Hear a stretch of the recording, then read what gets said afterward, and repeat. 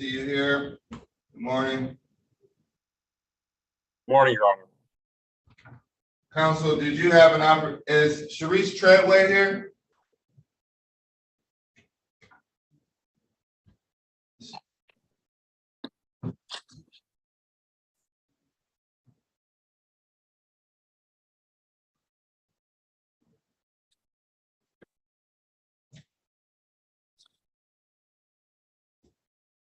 Attorney Baywall? Yes, Your Honor. Good morning. Are you representing Sharice Treadway? Yes, I am, Your Honor. And have you had an opportunity to, okay. Have you had an opportunity to talk to counsel from Landau? Through email, but not much. And I don't see him in here yet. Okay. I was wondering if it would be possible to get breakout room privileges. I'd like to speak to my client who I see just entered the Zoom. Thank you. Good morning, Mr. Myers. Morning, Your All Honor. right, is Attorney Moore here? I can let her know that I was tendering the dismissal, so I'm not sure whether she's checking it or not, Your Honor. Okay, is this a dismissal, counsel? Yes, Your Honor, and I emailed the dismissal to your clerk earlier this morning. Okay.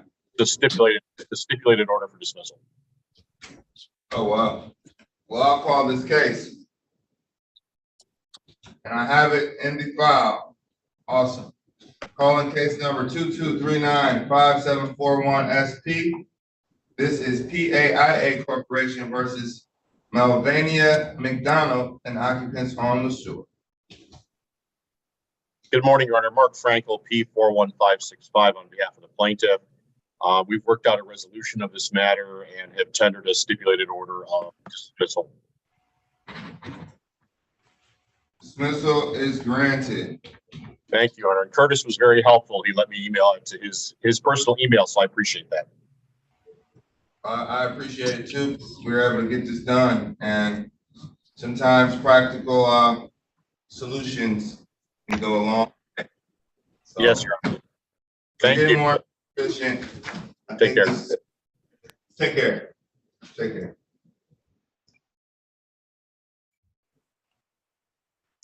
Are there any more dismissals, conditional dismissals, or anything that can be called? Good morning, Mr. Amadeo. Sal. Good morning, Your Honor. Good morning. I just called your case. I mean, I can recall it. I'm just calling on time. See who's here. Is Lawrence Lewis here?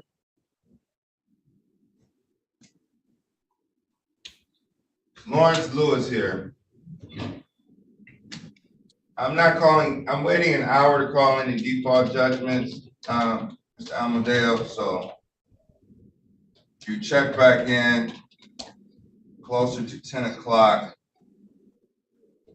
or you can sit here, feel free to sit here until 10:15. Keep an eye out, Mr. Lewis, he may appear, you all could have a conversation if he does appear, so don't wait until 10:15, try to pop back in. All right, I will pop back in. Thank you, Your Honor. You're welcome. Mr. Myers, good morning. Good morning, Your Honor. It appears that we were ready to go on the record in case ending 164, scheduled at 9 o'clock. Okay. Mr. Lawson is connecting to audio right now. All right. Thank you for letting me know.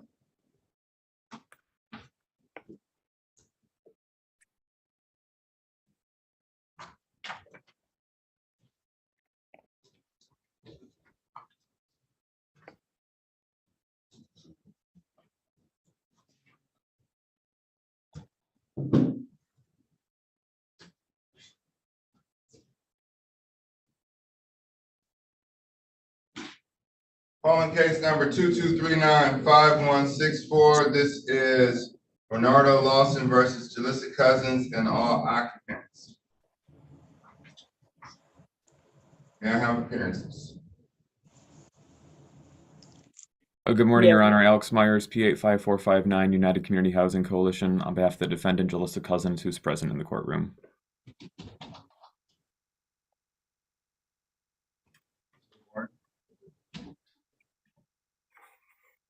Renardo Lawson, present. Good morning, Mr. Lawson, Good morning. and Ms. Cousins. Good morning. Good morning. Can you state your name for the record, Ms. Cousins? Jalissa Cousins. Okay, we're here today for an adjourned second hearing. This was adjourned most likely due to parties, due to inadequate notice. Have parties worked out an agreement?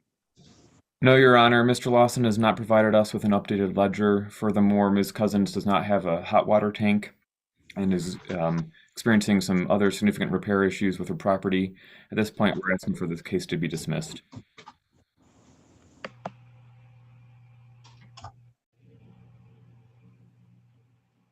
Mr. Lawson, Yes.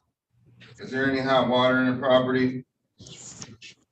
Is there any hot water on the property? I sent the plumber out the other day. Nobody notified me of any hot water issues. The plumber said when he went down there, they had let the basement flood it. But he said if they don't, he said when they didn't even contact me. The city contacted me because they contacted the city thinking that it's gonna make their case much better. So they let the basement back up, didn't never contact me. The city contacted me.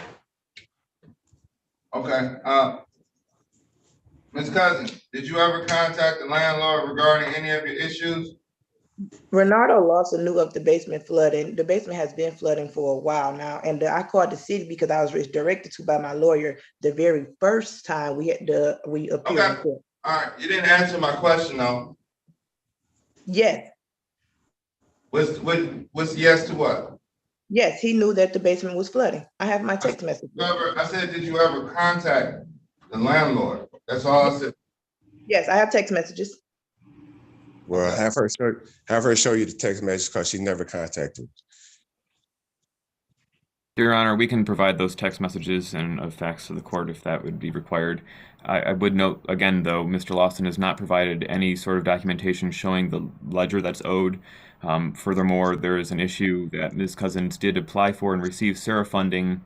The amount that SARA covered seems to be some months that she also paid for, and so we're looking to make sure that Mr. Lawson hasn't double dipped on the SARA funds here. Again, we can't confirm anything without the ledger that he is not providing to us. This is the thing, but this is the issue I have.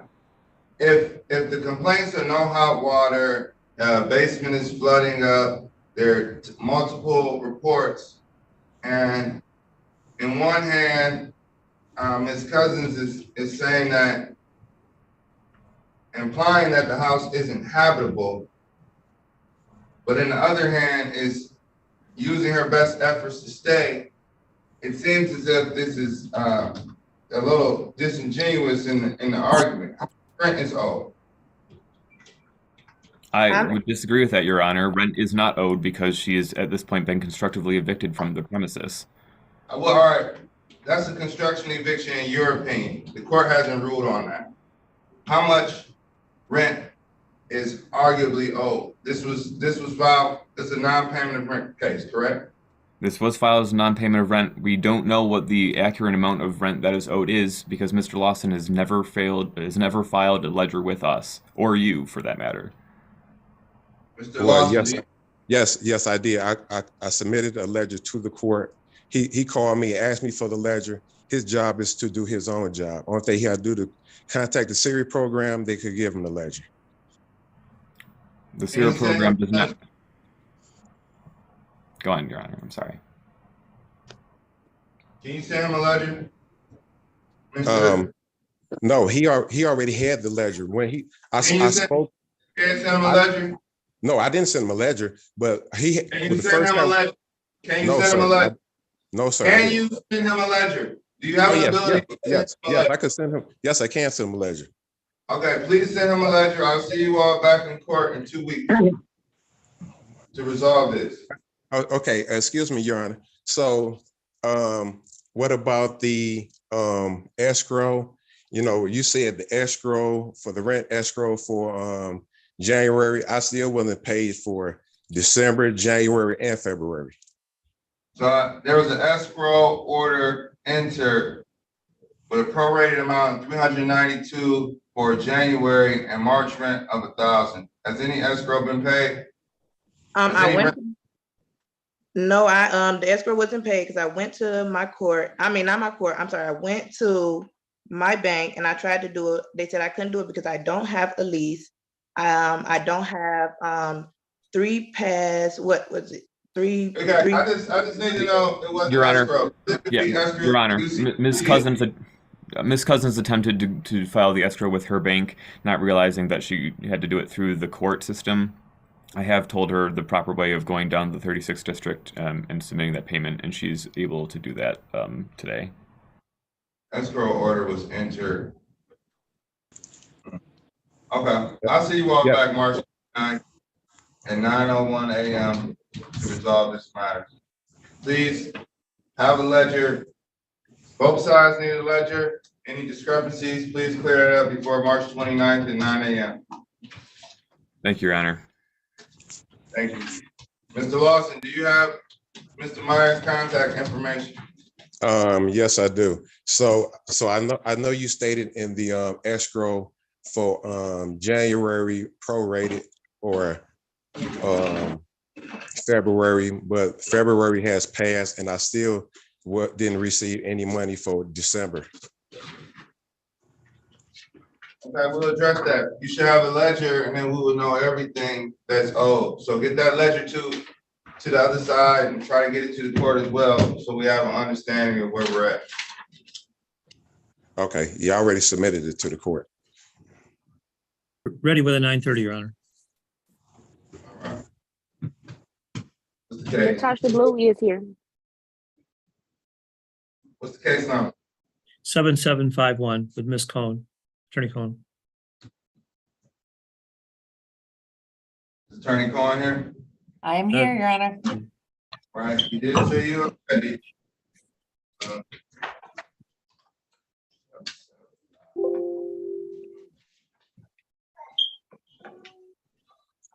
Hello?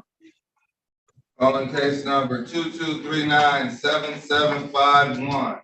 This is Midtown Park owner versus Yeah. Aisha Waters. Carolyn Cohen, P49391, appearing on behalf of the plaintiff. Morning, Yes, Your Honor. ma'am. What to do? Yes. Good morning, Your Honor. Ted Phillips, a P35900 for the defendant. And the defendant is present in the courtroom. Ms. Waters, could you state your name? Aisha Waters. Your Honor, the parties are at odds at the moment on the amount that's owed. Attorney Cohn did send me a ledger this morning. I'm going to go over that with my client. We've agreed that that Ms. Waters would pay in lieu of escrow $1,400 to her landlord by Monday. That's less than 7 days, which represents 1 month's rent. And we would ask the court for a short adjournment of 2 or 3 weeks, whatever the court can accommodate.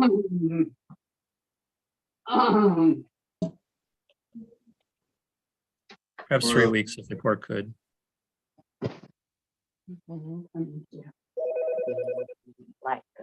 Yeah.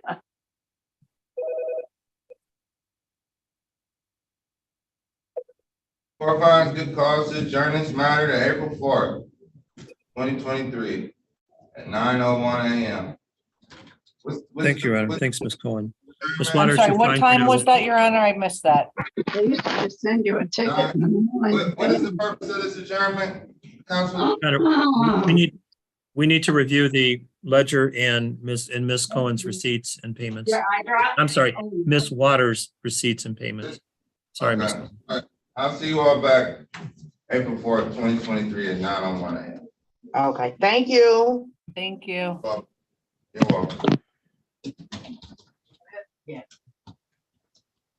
Your Honor, I'm also ready for 9:30 to be called. All right. Is that 770? Yes. Calling case number 22393770, JACJ versus Latoya Young and occupants on Whitman. Good morning, Your Honor. Cassandra Wyatt, P 83509 on behalf of the plaintiff. Fine. Morning. Good morning, Harold Gory, P 86005 on behalf of the defendant. Your Honor, we're asking for an adjournment today for the plaintiff to go over the CD and see if that is approved. We're asking for a date in last week of March at this time. And where's the defendant? Ms. Young?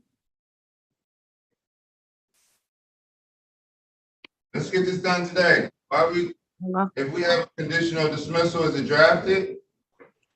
It Yes. is drafted. I received an updated conditional dismissal last night, Your Honor. I have not had a chance to discuss it or review it with my clients. And then they'll need to talk to the property owners. So it does take a little bit more time on our part for them to review it. Okay, all right, okay. How much time do you all need? We were hoping for something at the end of the March that in hope that we can resolve it before another month's rent is due. This next month is gonna be a little rough, but I'll adjourn it. I'll set it.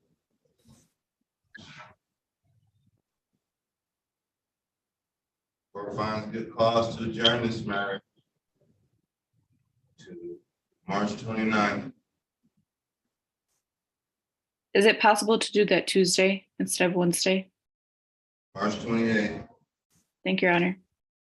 Well, March 28th at 9:01 a.m. You said 9:01, Your Honor? Yes, 9:01. Thank you. Thank you. Good morning, Your Honor. This is Alan Dyer. I don't think this is okay. All right, I'll see you all back on the 28th. Good morning. Judge, I have two matters up with you at 9:30, and I believe that they're both ready to go. Okay, is that? Let's see, 167? Yeah, 167 and 395, Your Honor. Oh.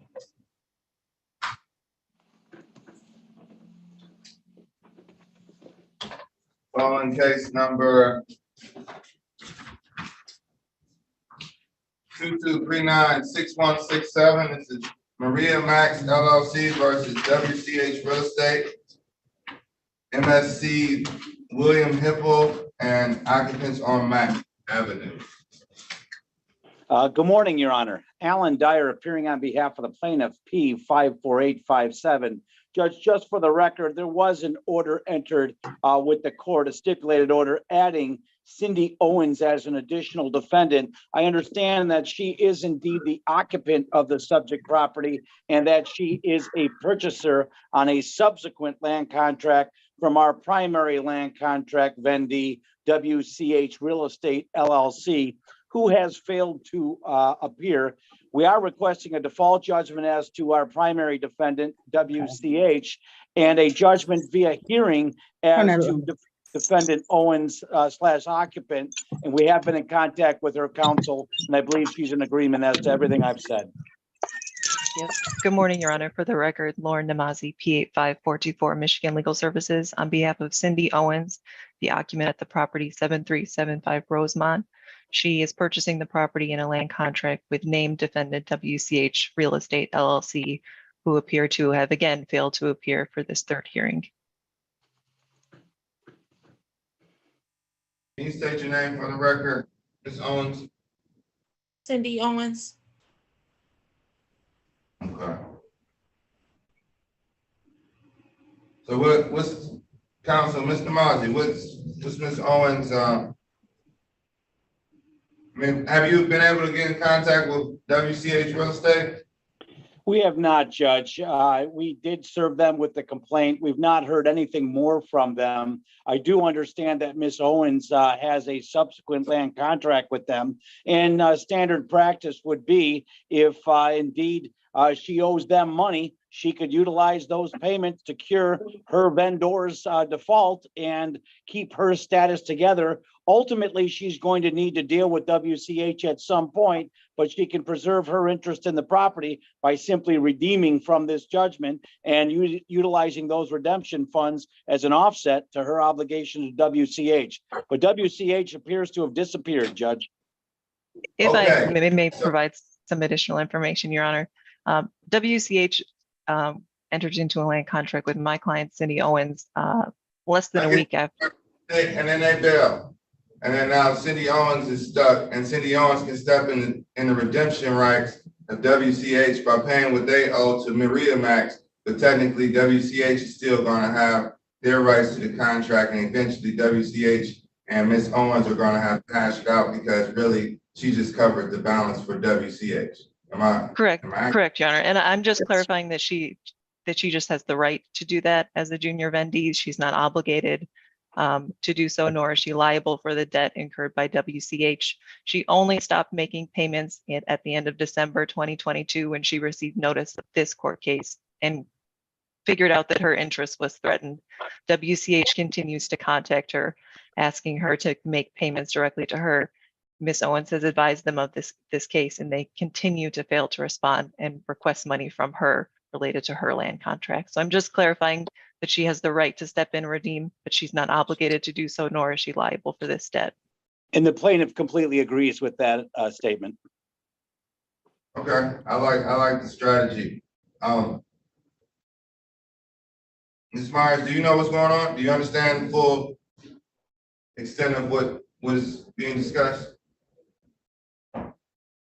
Miss Owens. I'm sorry, Ms. Owens. Do you understand everything that's going on? I understand some of it. Yes, I do.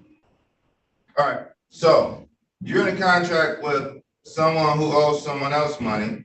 You're gonna pay their money, the person they owe money to, out of the picture. But you're still technically obligated through your obligations with WCH Real Estate. So to keep you in this house, this redemption amount has to be satisfied. Then you have some other stuff to do to make sure that you have your contract with WCH, and you have counsel to guide you to that. But today will allow you a judgment, will allow you to redeem this property and prevent the removal. Has more than half of the land contract been paid? No, Judge, it's a 90-day redemption period as less than half has been paid. Okay. Well, the court will enter a judgment. Is this judge, Mr. Mazzi, does this judgment need to be in Ms. Owens' name? No, I don't believe that it needs to. Okay. We'll enter in judgment by hearing. What is the total amount owed on the land contract? The total amount of arrearage, Judge, is $5,736, $143.50 in costs, for a total of $5,879.50. Because less than 50% has been paid, 90-day redemption period, or June 13th of 2023.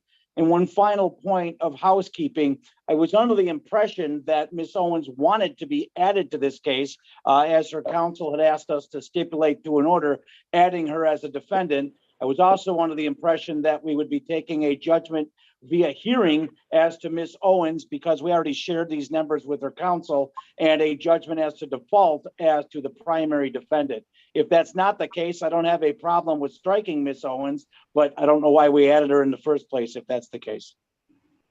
I will request that she be added as a party to clarify her interest and give her the right to redeem, and also have access to information related to WCH's debts. I have no problem. WCH is not here, So I think just the simplest way to do this is just to do a judgment by hearing against WCH and all occupants. Okay, I've got no objection to doing it that way. Okay, so there would be, the court to enter a judgment against WCH Real Estate LLC, as well as all occupants of 7375 Rosemont, to pay the amount of $5,873 or vacate by the statutory 90-day period allotted, which would be June 13th, 2023. Judge, all that is accurate, other than the total amount is $5,879.50. Okay. Thank you. The record will reflect that. Good luck. Good luck, Ms. Owens. Make sure you take care of business to redeem this property, and make sure you stay in touch with your attorney because you have some work to do after redemption. So this concludes this matter. Good luck. There is a 90-day window, 90 days to pay $5,879.50. Thank you. Thank you, Your Honor. Thank you, Counsel. Looks like my last case with you is that 395.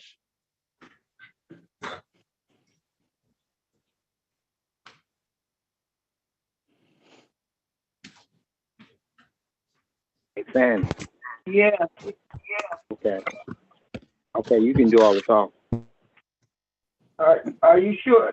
You need to sign in and ask me if we in the right courtroom. Okay, how do you sign in? You're supposed to put 6 and a pound sign.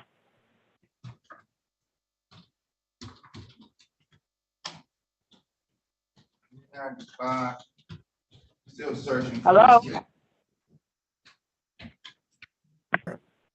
The star key and the 6.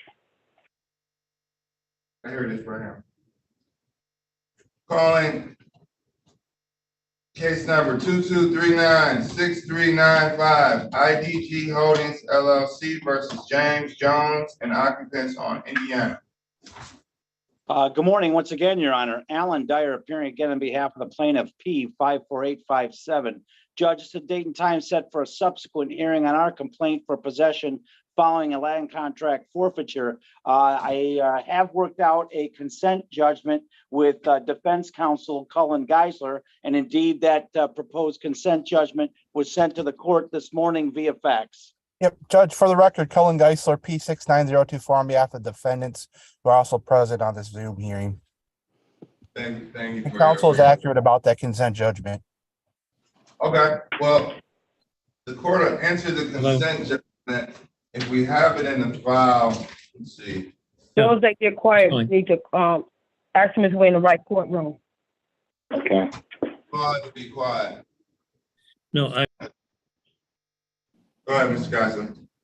Yep, counsel is correct. The consent judgment was sent over, and if it was sent over, it should be in the court's file or on the way.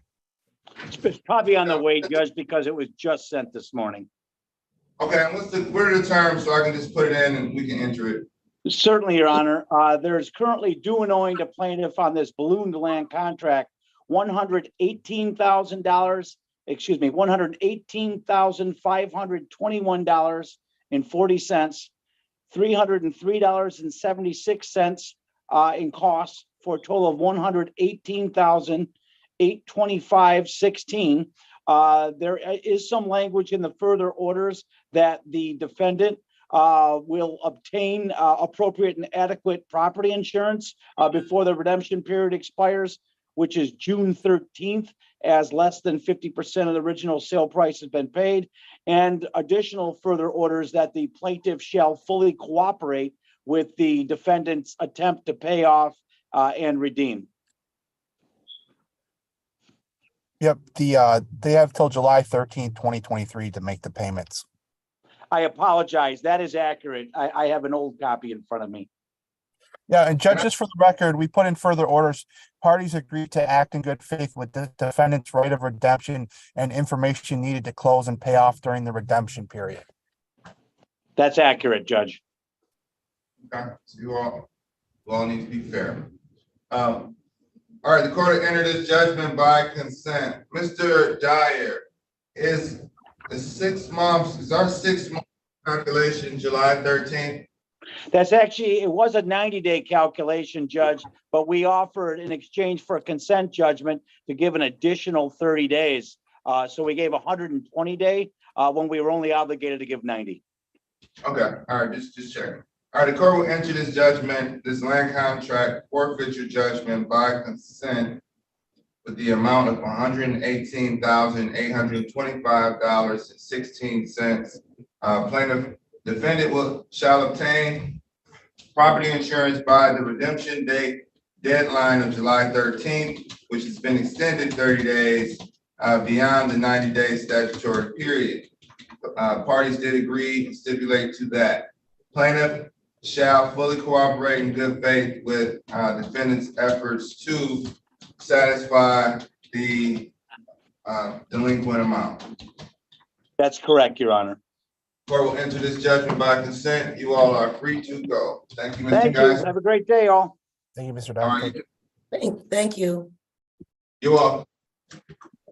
Your You're Honor, welcome, Ms. Jones Ready. and Mr. Jones. I apologize. You all should have put your name on the record. I wasn't even aware you were present, but thank you for being present and patient this morning. Have a great day.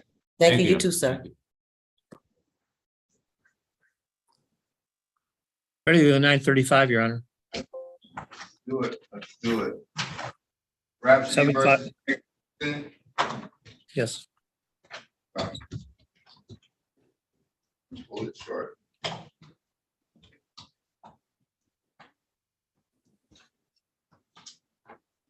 Calling case number 2239-6753. This is Rhapsody LLC versus May Crittenden and occupants on Coyle. May I have appearances? Excuse me, I'm trying to find out if I'm in the right courtroom. Good morning, Your Honor. Hold on for a second, ma'am. We're in the All middle right, of thank it. you.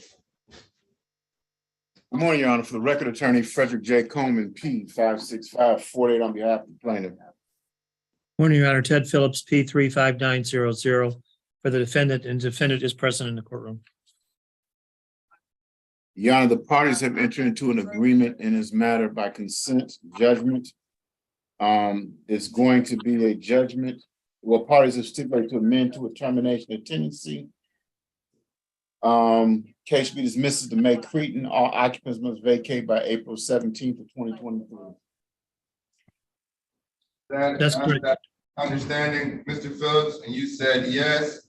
So this is a Yes. termination of tenancy matter with the vacate date of April 17th, 2023, and a dismissal to name defendants for a judgment for all occupants will be entered.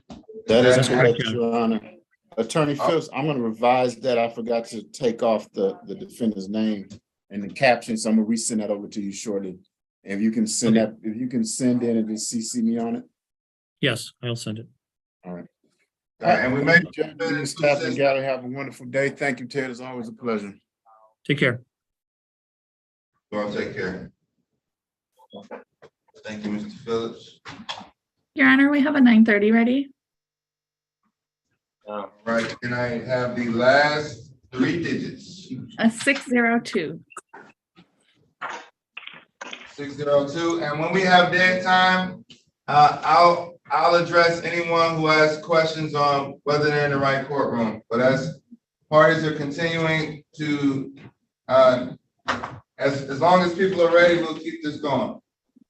So 3602, calling case number 2239-3602. This is West Chicago Apartments versus Sharice Treadway, and occupants on Chicago.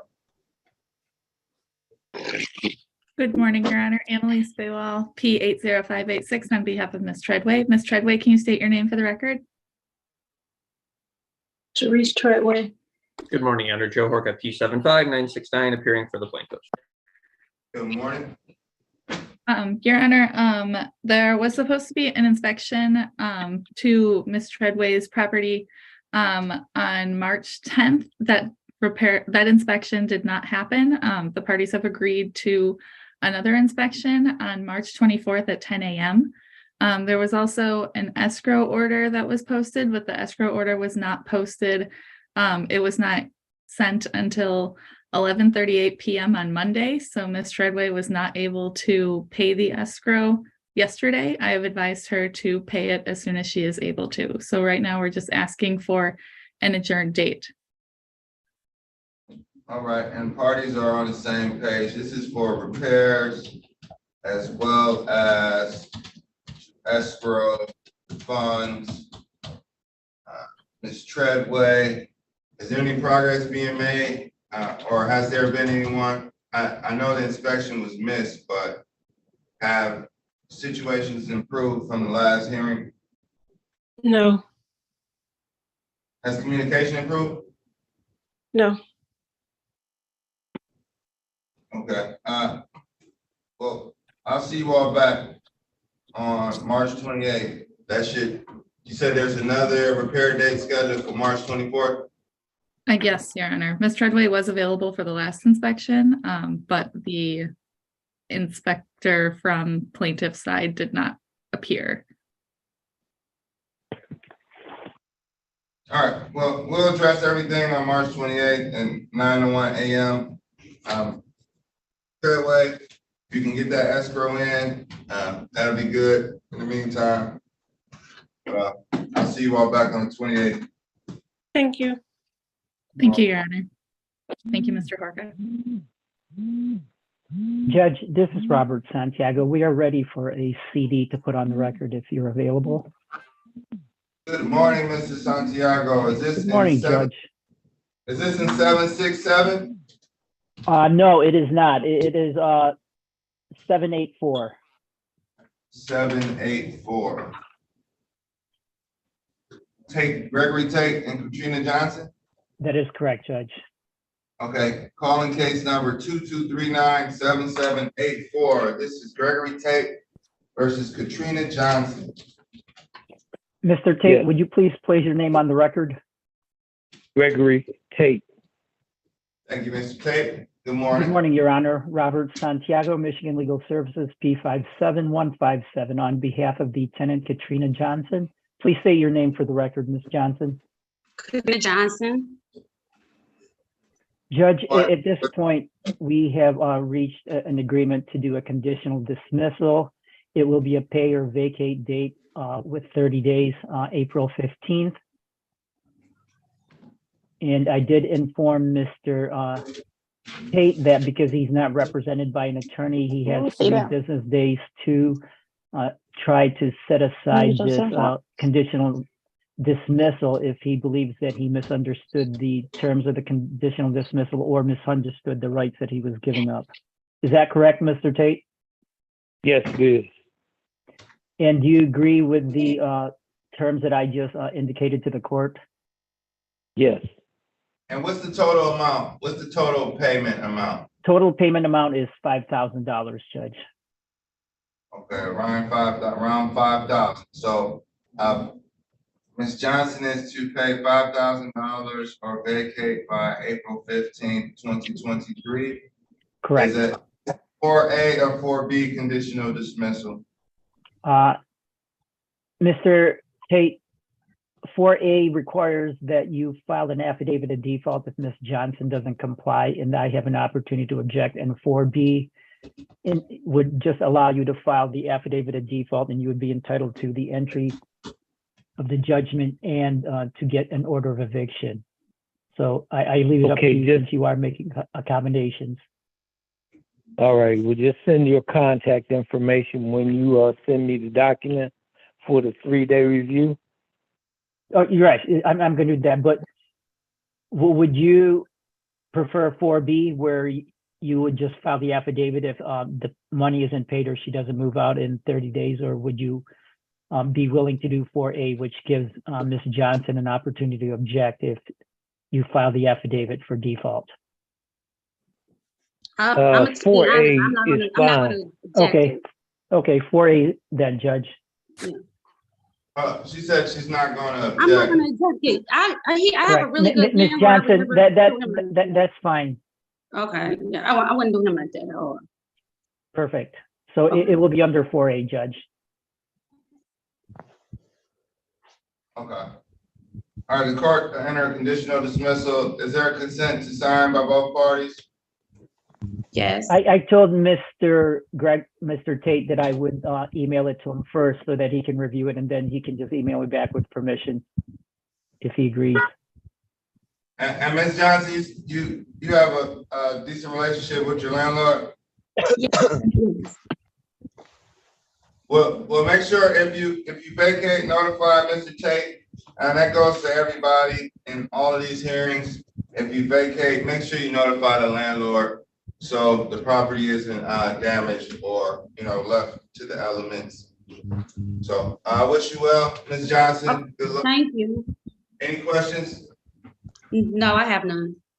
Okay. All right. Take care. Thank you, Mr. Santiago. Thanks, Judge. Thank you. Thanks, Mr. Tate. I will email you shortly. Thank you, Mr. Tate. Thank you. Great day. Yes.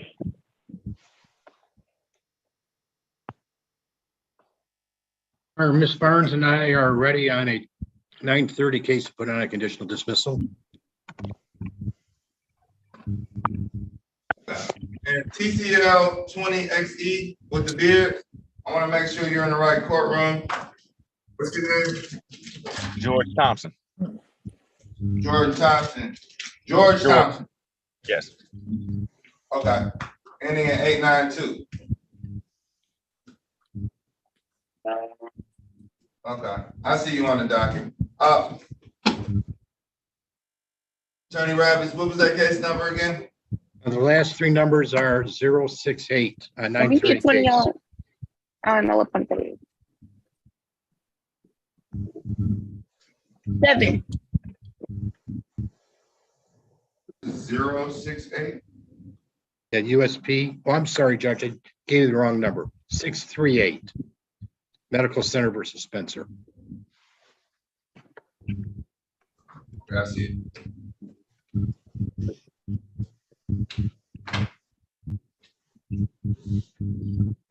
Calling case number 22396.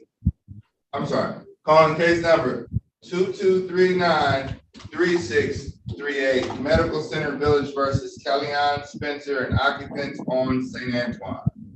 Lee Rabbits, P25314 on behalf of the plaintiff. Hannah Smith, P86433, Lakeshore Legal Aid, on behalf of defendant Kellyanne Spencer, who is in the Zoom gallery today. Ms. Spencer, can you please state your name for the court's record? Kellyanne Spencer. Thank you.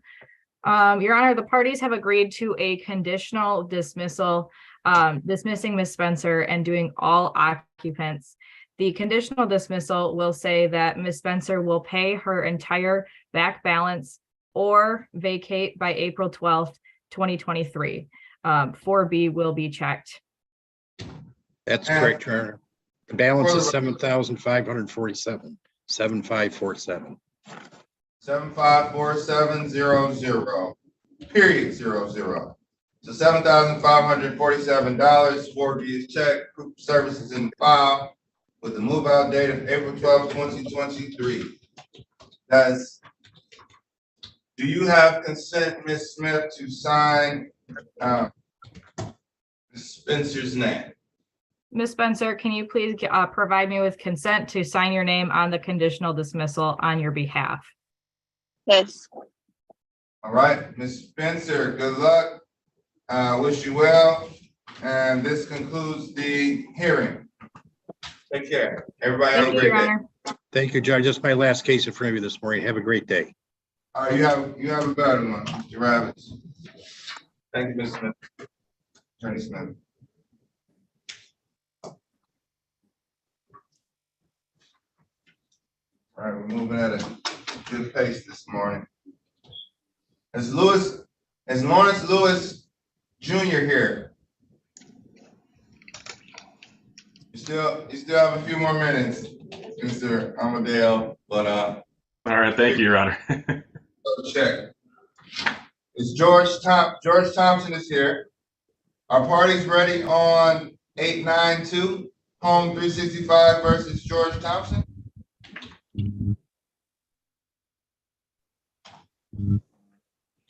Is Danny Dunlap here? Yes.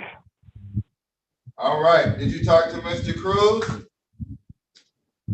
As far as I know, we're in full agreement. I'm all paid up.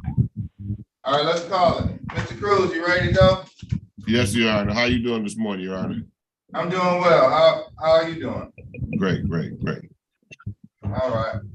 Calling case number 2239-7640, Jeffrey Cruz versus Danny Dunlap.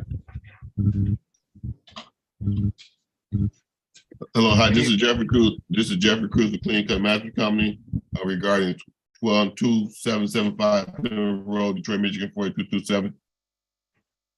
Thank you, Mr. Cruz. And Mr. Danny Dunlap, can you state your name for the record? My name is Danny Dunlap. All right. Parties worked out an agreement.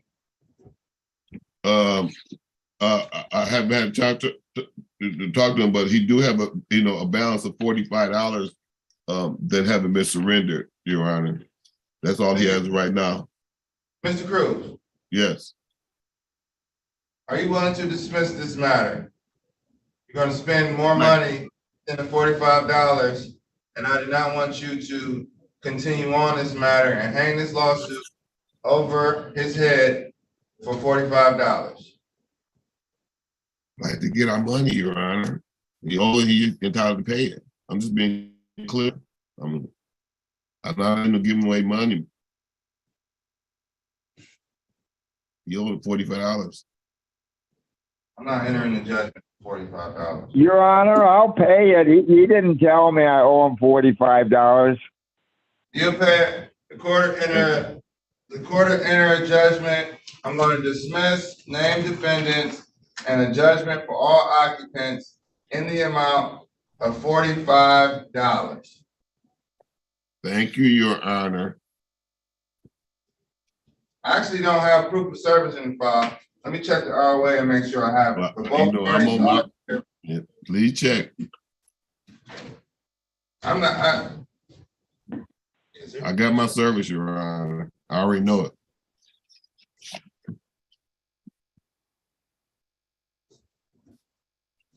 Right, this is new. How much time do you want to give Mr. Cruz to pay this $45? I can give him 30 days. Thank you. I will pay him today, Your Honor. I know you will.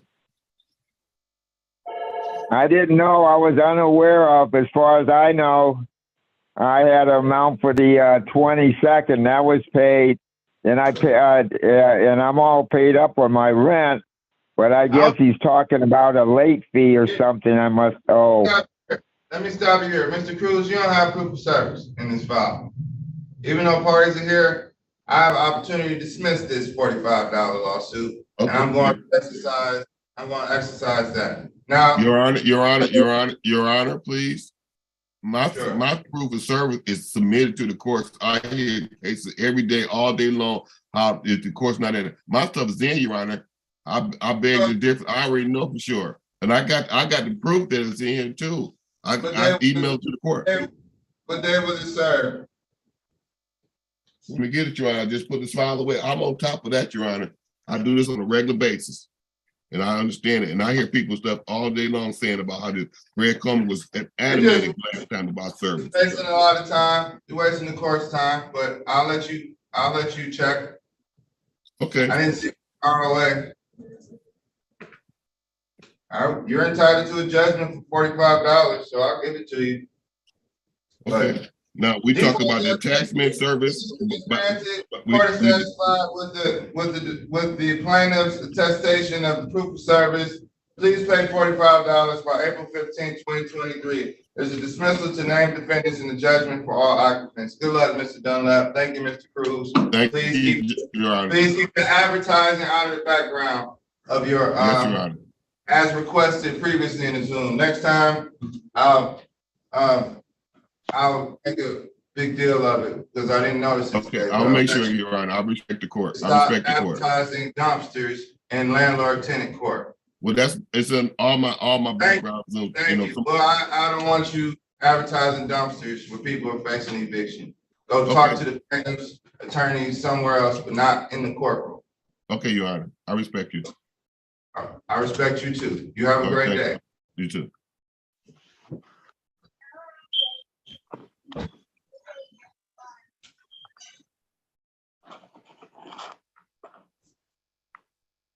Party's Your ready. Honor. Joe? Good morning.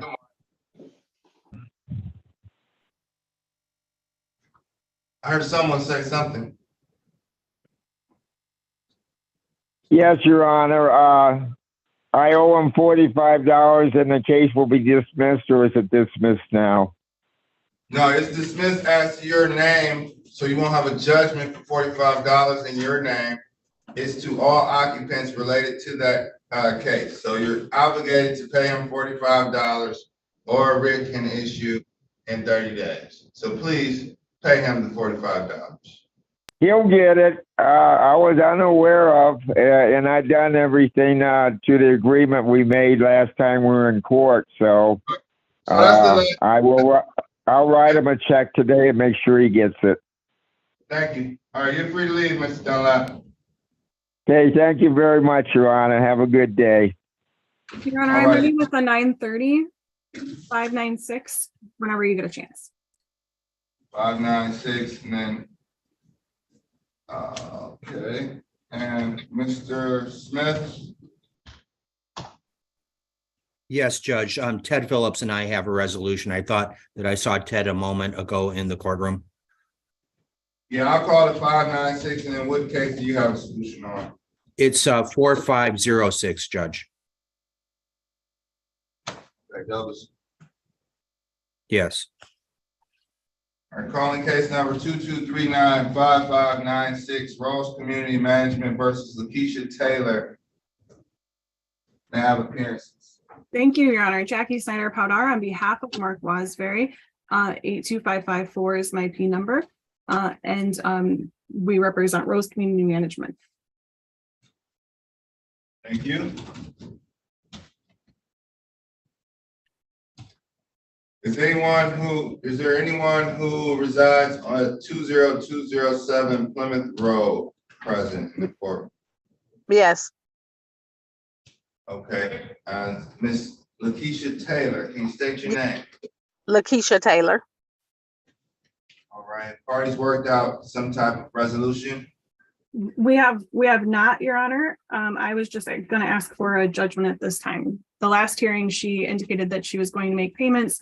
She has not. I have the property manager here that can attest to that. And she hasn't brought receipts arguing the balance at this point either. Who, excuse me? I brought receipts to Tamika. She got the November receipts. That's what I was debating the last time. I owe for December, January, February, and March. Miss Lee is here and can attest to that they have not received receipts from the office. Tamika didn't receive she didn't give me no receipt. I didn't give her the money orders. Hold on, Ms. Taylor. Who's here from the? Her name is Miss Lee. Hi, good morning. This is Karita Lee. I'm the community manager here for Plymouth Square Village. I'm talking. Good morning, Ms. Lee. Do you swear to tell the truth and nothing but the truth? Yes, I do. All right, continue. Yes, I am currently looking at the receipts that Ms. Taylor had brought over to my assistant manager, Ms. Tamika Martin. However, she was instructed to pay $774. Since she only paid $555, we could not apply that per the previous condition. What's the previous condition? What does that mean? That she had to make a payment of $774, and it was by November 20th. She only made a payment of $555, totaled into two separate money orders. Okay, so what is that? What's the significance? Did you all accept that and you reduce it from the 774? No, I wasn't. Well, I'm coming in. Were late fees charged on this? Yes, it was. I bet. How much were the late fees? The late fees was $27 after the 6, and it's $1 each additional day you're late.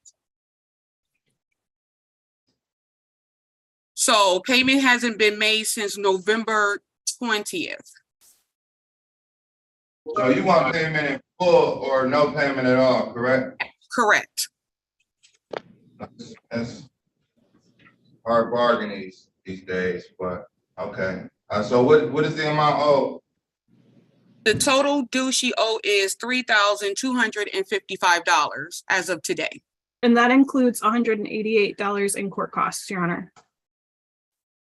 Is that's included the 3,255? Yes, Your Honor, that's included.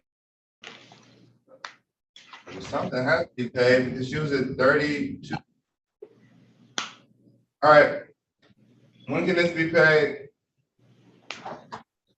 I'm still having an issue with so initially when I took them my payment, they called me back and said they could not run it through the money order, whatever.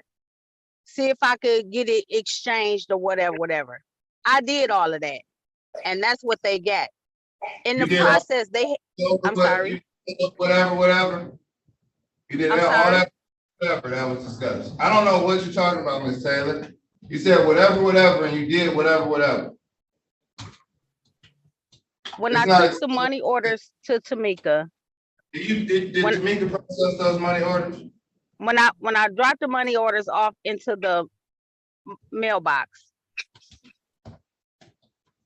Marlene called me and said they could not process the money orders. They couldn't run it through the money order thing. Can I come and get the money orders and have them go get another one? That's what they asked me to do. I did all of that. Your Honor, this is Karita Lee. Can I say something on behalf of Mrs. Martin and Mrs. Edwards, which is the assistant managers here at Plymouth Square? Sure. Okay, from my recollection and from the notes, it was not a reason we was not able to deposit the money orders Ms. Taylor provided. If she has a judgment to pay a certain amount, we cannot accept partial payments. She doesn't have a judgment to pay a certain amount yet, because that's what we're doing right now. So there is no judgment that exists. That is correct, Your Honor. However, after they file, they don't accept partial amounts until we get to the judgment. So, okay. I didn't mean to cut you off. Yeah. I apologize. So as Ms. Lee is explaining that they asked her to continue to pay the full amount that was due, and she hasn't. She also has not paid December rent, January rent, or February rent, and March rent as of now. No, because it's not going, because you don't have $3,000. Because you're not going to accept it if she just chips away at it. So unless she keeps $3,500 total built up to pay you all, it's not going to get accepted. But that's your policy. I'm just. As of last time, she did indicate when I spoke with her at the last hearing, which was on the 3rd, she indicated that she would be able to make payments. She hasn't made anything, Your Honor. But is it my, you noted that unless the full amount owed is paid, that no monies will be accepted, correct? Ms. Lee, is that the policy? Am I correct in that statement? You are absolutely correct. So let's not present to the court as if she could pay December and January and have some time to pay February and March. You all are requiring the entire amount. So how much time do you need, or what's the time requested? Because this is not, you all aren't trying to work with her. You're just trying to get her up. That's your prerogative. The court is here to enter judgment, but don't deceive the court as if she can actually pay less than the total $3,500 or $3,200. She can't even do that. So who has that sitting around if they owe rent? What time? How much time do you need, Miss Taylor? Are you talking to me, Judge? Yes. I can pay December, January, and February as a Friday. This Friday. They aren't going to accept it because March is due.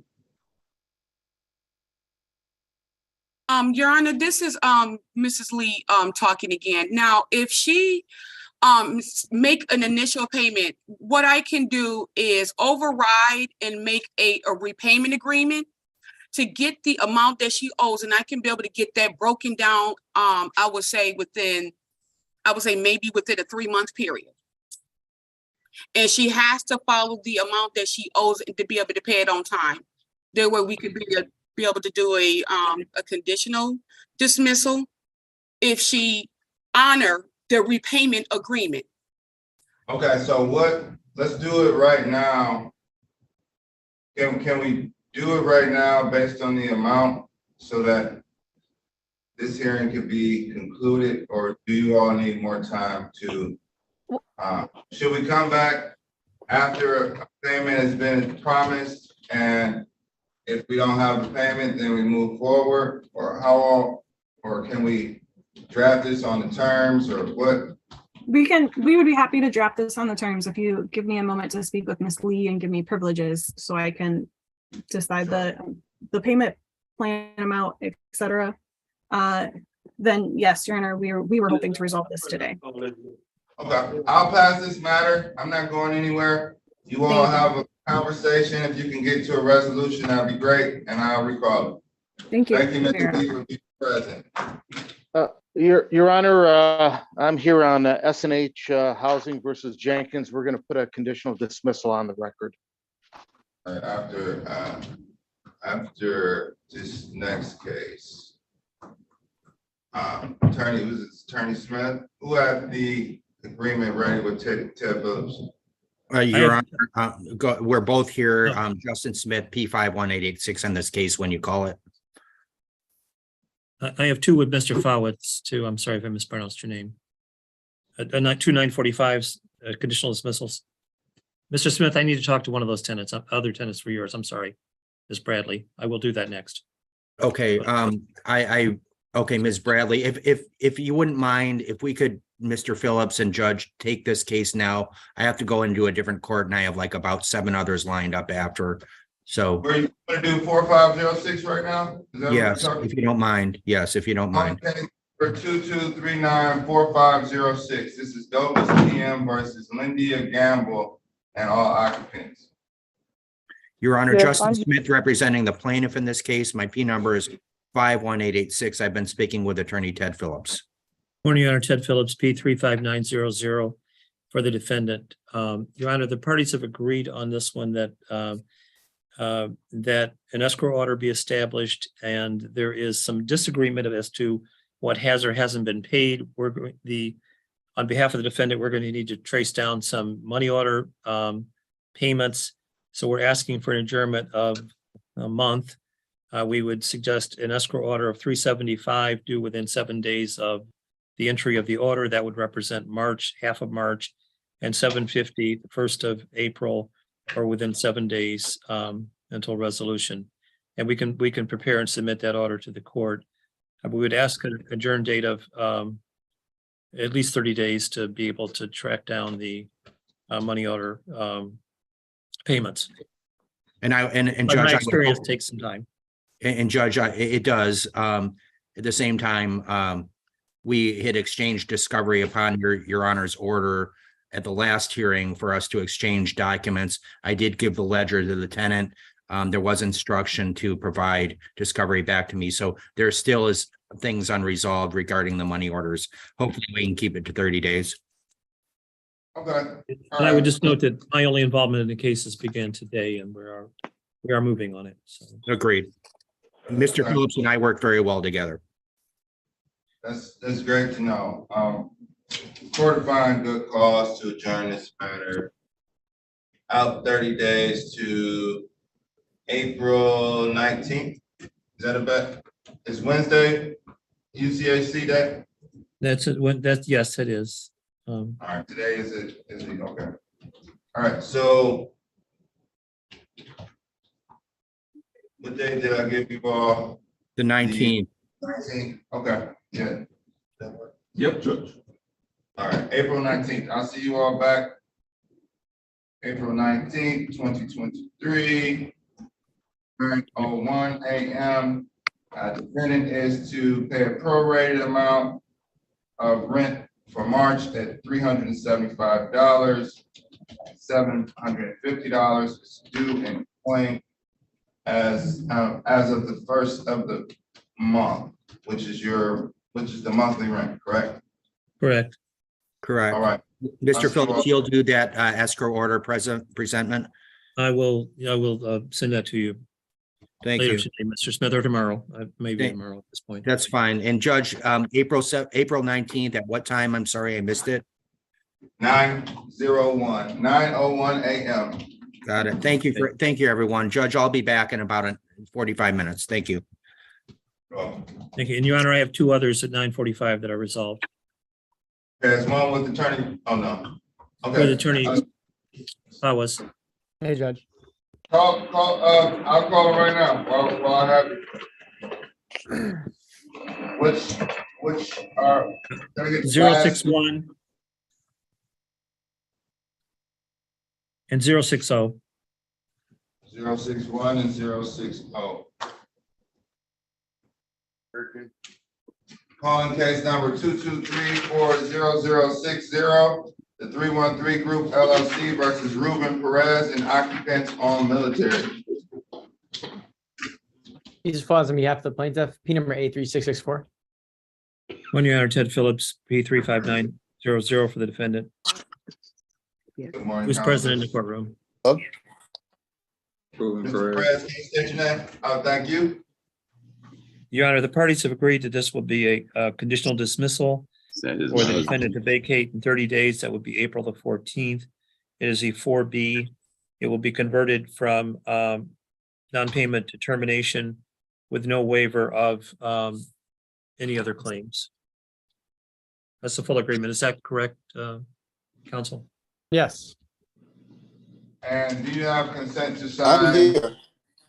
Okay, Mr. Perez, thank you for checking in and thank you for your patience. Mr. Phillips, do you have consent to sign Mr. Perez's name? Mr. Perez, I have your consent to sign your name to move this No. along. Pardon? No, I'm sorry, it's the wrong meeting. I'm in the wrong meeting. I'm sorry. Oh, you're not Mr. Perez. Mr. Perez, Yes. No, I'm sorry. Mr. Perez, for the record, do I have your permission to sign the agreement to move it along? To get you the 30 days to move. Yes. Thank you. All right, that concludes this matter's conditional dismissal with the move out date of April 14th, 2023. This non-payment of rent was converted to a termination of tenancy. So there is no money to redeem this amount. However, a writ can be issued after April 14th, 2023. Good luck, Mr. Perez. This concludes your matter. Mr. Perez, we'll be in touch about some relocation help, okay? You're okay for now. Yeah. 061.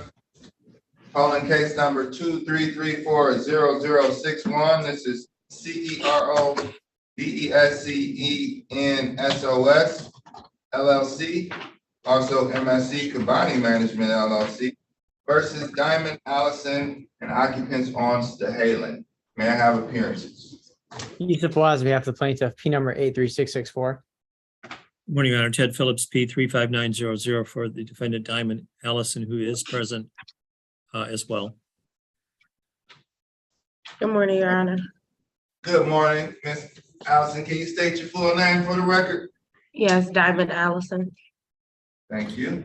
Your Honor, the parties have agreed to conditional dismissal in this matter for the defendant to vacate in 30 days, that date being April the 14th. It will be a 4B conditional dismissal. Parties agree to convert from non-payment to termination with no waiver of any other claims. Is that the full agreement, counsel? Yes, we're in agreement. And what is the move out date? April the 14th. All right, is that your understanding of the agreement, Ms. Allison? Yes, Your Honor.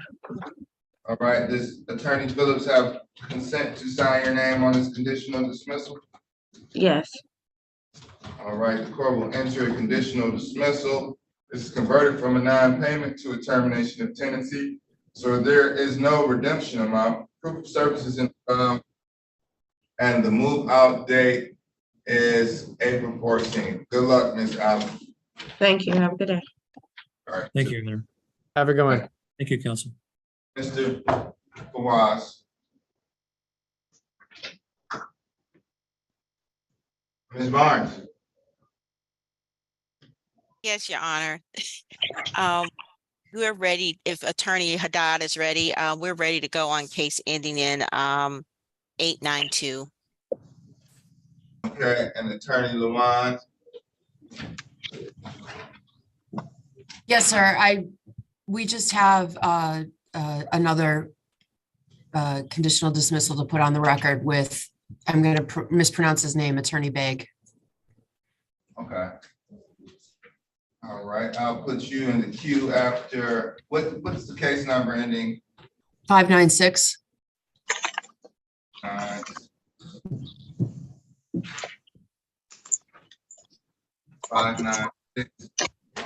Thank you, Your Honor. Is this 5596? 5596, correct. Okay. With Star Jenkins.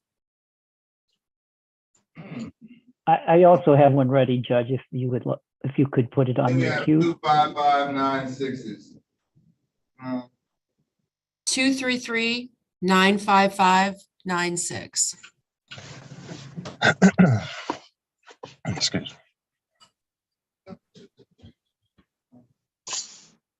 No judge for Lakeisha Taylor? No, it's not Lakeisha Taylor. Oh, sorry. I wrote the wrong one down. 233-40045. My apologies. Okay, all right. Star Jenkins. I've got it. I see it. Okay. Is George Thompson, is the attorney for Gromer present and ready to go? Yes, Your Honor. Okay, I'll call this one, and then Attorney Begg, I'll call your matter next. Okay.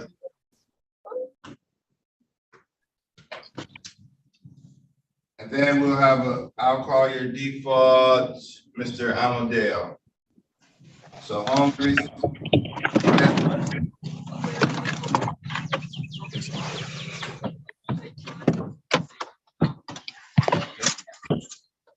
And 892.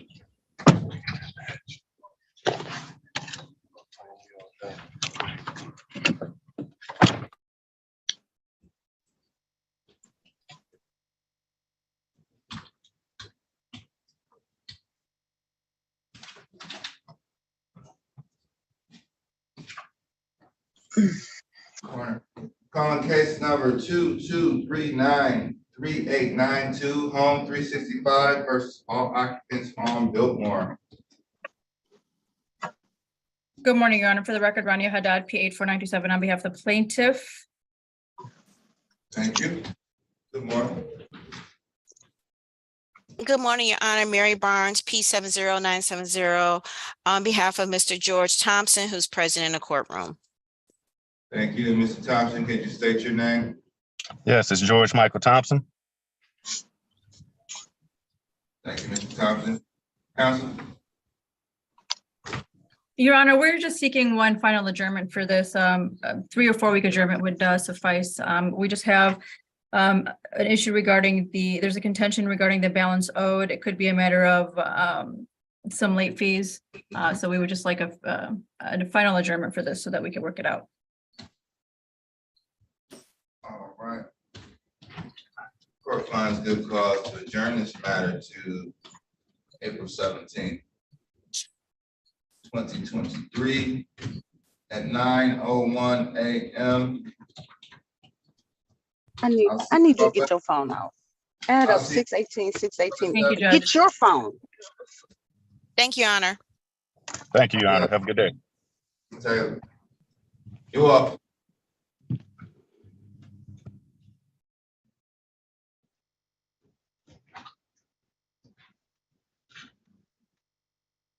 Calling case number 233400045. This is S&H Housing and Rental versus the Star Jenkins and occupants.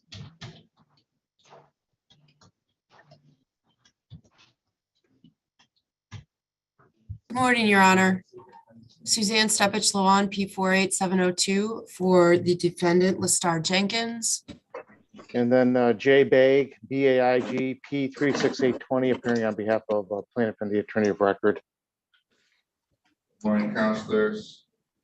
Is Ms. Jenkins is here in the courtroom. Yes, Your Honor.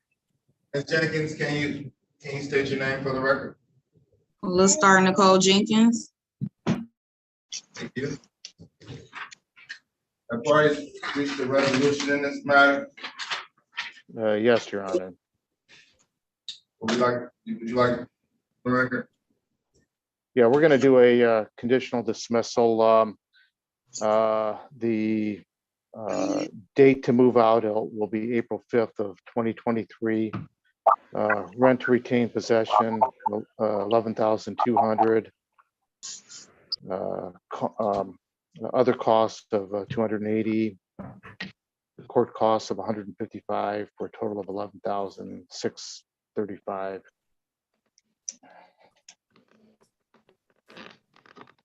Is this a 4A or 4B conditional dismissal? I'm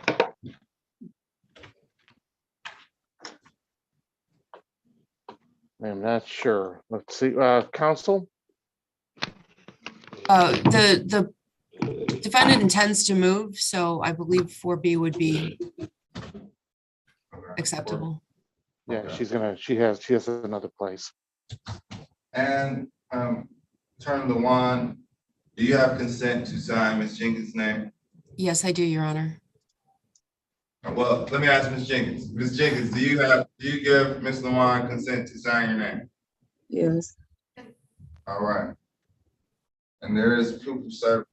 Do you understand, Ms. Jenkins, that there will be a conditional dismissal entered today, whereas required to pay $11,200 or vacate by April 5th, 2023? Yes. Okay. And a 4B is checked, which means that we wouldn't go back to court parties don't have to come back to court to retrieve a writ. So there won't be another hearing. I don't want you to expect another hearing in the event that parties haven't been before the 5th of April.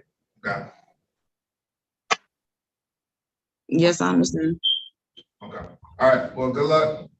Ms. Jenkins, the court will enter this conditional dismissal. Parties are free to leave. Thank you. Have a great. Thank you, Your Honor. Thank you, Your Honor. Thank you, Your Honor. Thank you. You're welcome. All right, what was the third matter that did we knock out all three? Amadeo, calling case number 2-334-2533.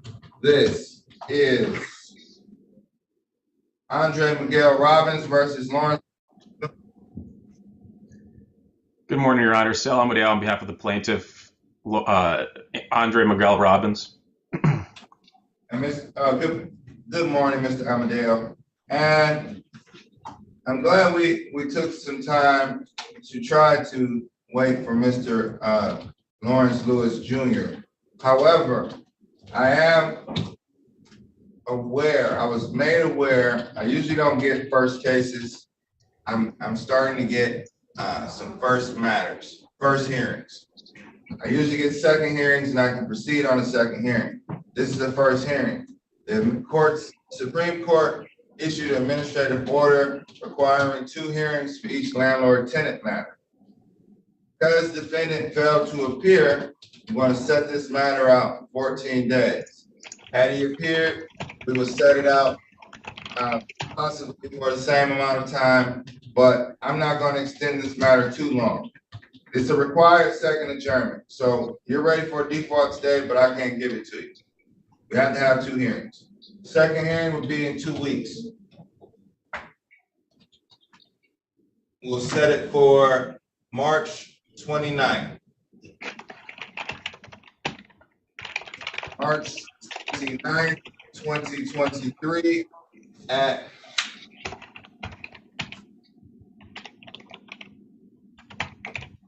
we'll set it 9:21. So 9:20, 9:21 a.m. All right. All right, I'll see you back. I'll be ready to issue a judgment on that date. Do you have proof of service in your file, counsel? Yes, Your Honor. We served the notice of forfeiture on the home in question that is the subject of the land contract. And we served this complaint as well. Both came back vacant, which is, part of this whole land contract issue is that the home is vacant and there's a concern from the neighbors, the community, and from Mr. Robbins that there's a safety issues with the home if the home is not returned Mr. Robbins' possession. Now, is it reasonably vacated? I mean, the court, well, I'll put it like this. The court is not saying allowing anyone to change life, but reasonable self-help always, will prevail. If you have to close the door, go over there and close the door. I'm not saying close the lock, change the locks, but if you have to go lock the inside lock, so the door closes and nobody else but the person who has the key can get in, that's not unreasonable. But I'm not saying you can remove anyone or evict or anything, but if Mr. Robbins sees the window's open and he can go close the window and it doesn't look like anyone's in there and it looks like it's been abandoned, and don't leave the house open but also understand the laws that relate to illegal eviction. So be reasonable. The court is aware of that situation. I just wanted to put that on the record in the event that you had to close the door and issue arose. So all right, thank you for that, Your Honor. Welcome. Judge, this is Robert Santiago. I have a conditional dismissal if you have time. Oh, nothing but time, Mr. Santiago. What's the case number? It's 22-395-767. Garden View versus Jameen Sanders. Correct. Calling case number 22395767. Garden View Estates versus Jameen Sanders and all occupants. Good morning, Honor. Joe Horka, P7599, representing the plaintiff. Good morning, Your Honor. Robert Santiago, Michigan Legal Services, P57157, on behalf of the tenant, Jameen Sanders, who is present. Ms. Sanders, would you please unmute and put your name on the record? Yes, sir. My name is Jameen Sanders. And my name is Tylanda McQueen. I handle all accounts here at Garden View Estates. I'm sorry, I just unmuted, so I didn't hear that. My name is Tylanda McQueen, and I handle all accounts here at Garden View. So I was told to join the meeting to let the judge know, as well as the attorneys, Ryan Beal, who is the vice president here for Premier, advise Ms. Sanders that she has until the end of May to have the balance. Ma'am, do you swear to tell the truth and nothing but the truth? Swear to tell the truth and nothing but the truth. So you do? Yes, I do. Okay. And has Ms. Jameen Sanders put in her appearance? Yes, I'm here, Judge. sir. Okay, so you're discharged. So, have the parties worked out a resolution? Yes, Yes, we we did. Judge. Yes, we have. You'd like to put it on a record? Go ahead, Attorney Santiago. Judge, because this involves future rent, Mr. Hork and I have agreed to a conditional dismissal with a pay or vacate date by April 30th, 2023. The amount owing as of today was $28.05, which includes, I believe, $166 in court fees, and it would be under 4A. I believe that Ms. Sanders and as Ms. McQueen just attest, the person, I don't remember the exact name, had agreed to give Ms. Sanders until May 26th to pay the balance. But I think because that involves future rent, it would be difficult, if not impossible, to include those amounts into an agreement today. Okay. So the court will enter a conditional dismissal for a check with the redemption amount of $2,805 to be paid on or before April 30th, 2023. Correct. Yes, Your Honor. Okay. And Ms. does Mr. Sanders has provided permission to me to sign on her behalf with those terms. Is that accurate, Ms. Sanders? Yes, it is, sir. All right, well, good luck. The court will enter this conditional dismissal. And this will be what is in the event 4A is checked, correct? Correct, Judge. Yeah. Okay. So this concludes this matter. Thank you, parties. Your You Honor, Thanks, Judge. I have a Thank you, Your consent Thanks, to put Joe. on the Thanks, Ms. record. McQueen. You're welcome. I'm sorry to interrupt. I have a consent to put on a record with the tenant that's here for a 9:30 case, if we had time to do that.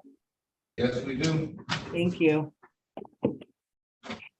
Is this 755 or 759? 755. On case number 2239-7755. This Carolyn is Cohen, P49391, appearing on behalf of the plaintiff.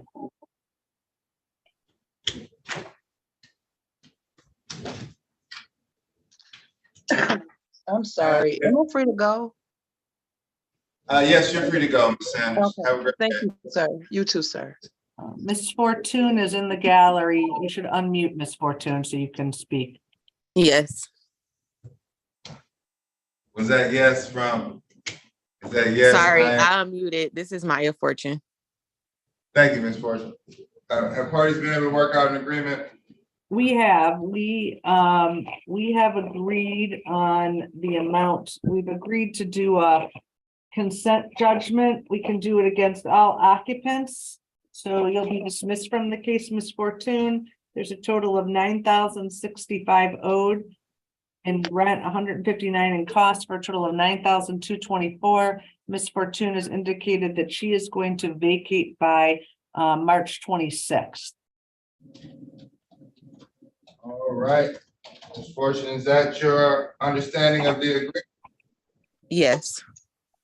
All right, so this is still a non-payment of rent with the redemption amount of $9,224. We do have proof of service.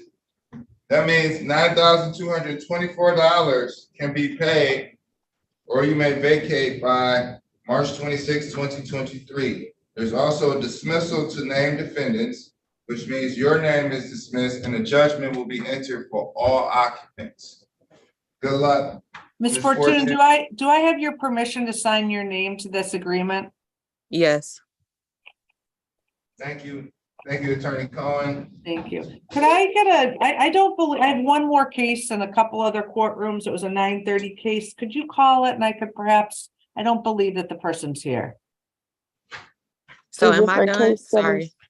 You are free to leave, Ms. Fortune. Do you understand the term? You understand what's going on? Yeah, I do. Okay. All right. Have a great day. You too. Okay, this is 759, counsel. Yeah. Calling case number 2239-7759, Regency PO LLC versus Khalid Gooden and occupants at 1935 Shane Court, Unit 601. Carolyn Cohen, P49391, appearing on behalf of the plaintiff. Sir, at the bottom, are you Mr. Khalid Gooden? Darling White Rock. Good morning, ma'am. My name is Mohammed Kamil. Yes, I know. Go ahead. So yesterday I decided. Mr. Gooden, does anyone reside at 1935 Shane Court, Unit 601? Counsel, you may proceed. Your Honor, the defendants failed to appear. I'm requesting a default judgment. There's currently $4,300 owed in rent, $159 in court costs, for a total of $4,459.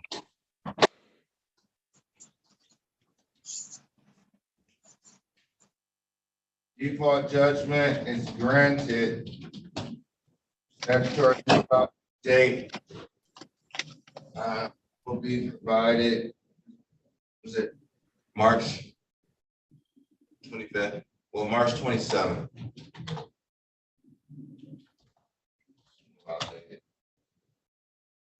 All right, council, this concludes this matter.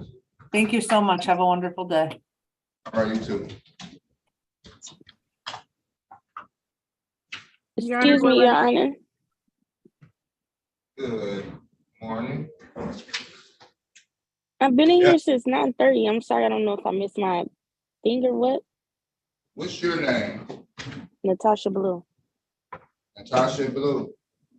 Our party's ready on Natasha Blue. I'm here, Your Honor. Okay.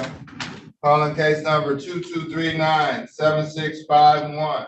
Staples Property Management versus Natasha Blue and all occupants. Good morning, Joe Horka, P75969 on behalf of plaintiff. Good morning. Ms. Blue, can you state your name for the record? Natasha Blue. All right. Okay. Parties had an opportunity to discuss this matter. We have not, Judge. I sent a chat asking if Ms. Blue is here. Unfortunately, we didn't connect. She owes $5,900 in rent and court costs. Okay, I just made a deposit last night of $800. If I could get 30 days, I'll be fine.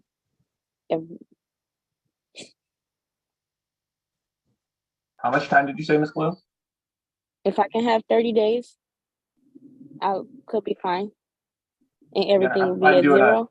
A judgment by hearing against all occupants with April 15th to pay the balance. I said it again. I would be fine with a resolution of the court entering a judgment by way of hearing against all occupants only for the amount due to be paid by April the 15th. Yes, that's enough time for me. April 15th. Okay, Ms. Blue. Yes.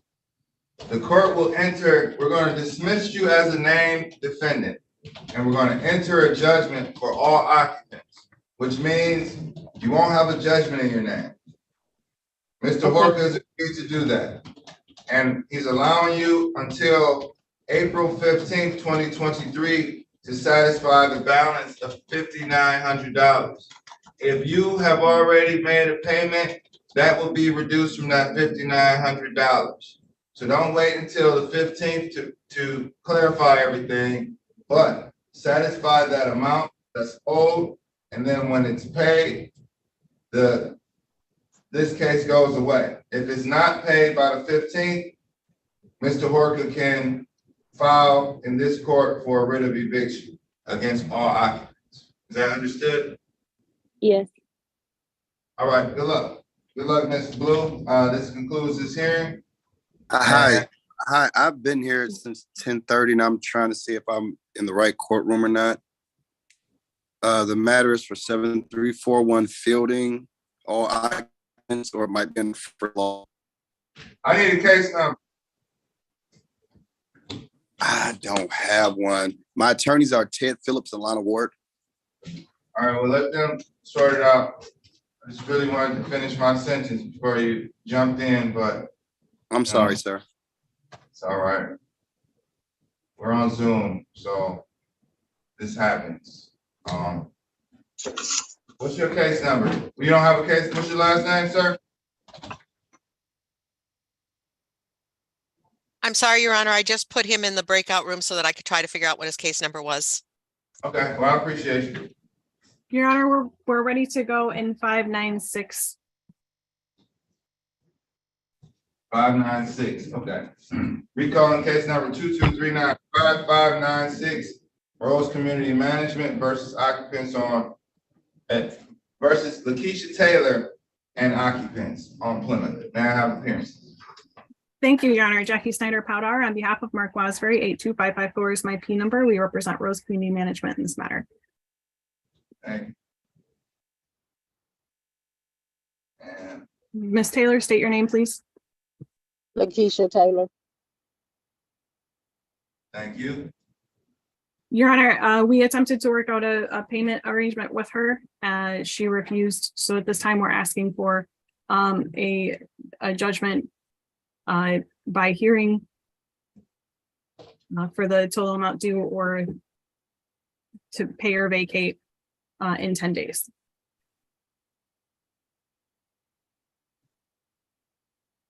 All right. And just to clarify earlier, Your Honor, I was not trying to make the court or pull any wool over the court's eyes. My point was to say that she had the opportunity to speak with management about a payment arrangement prior. She had not done that. I indicated that to her. She hadn't tried to make any payments or making a payment arrangement with management.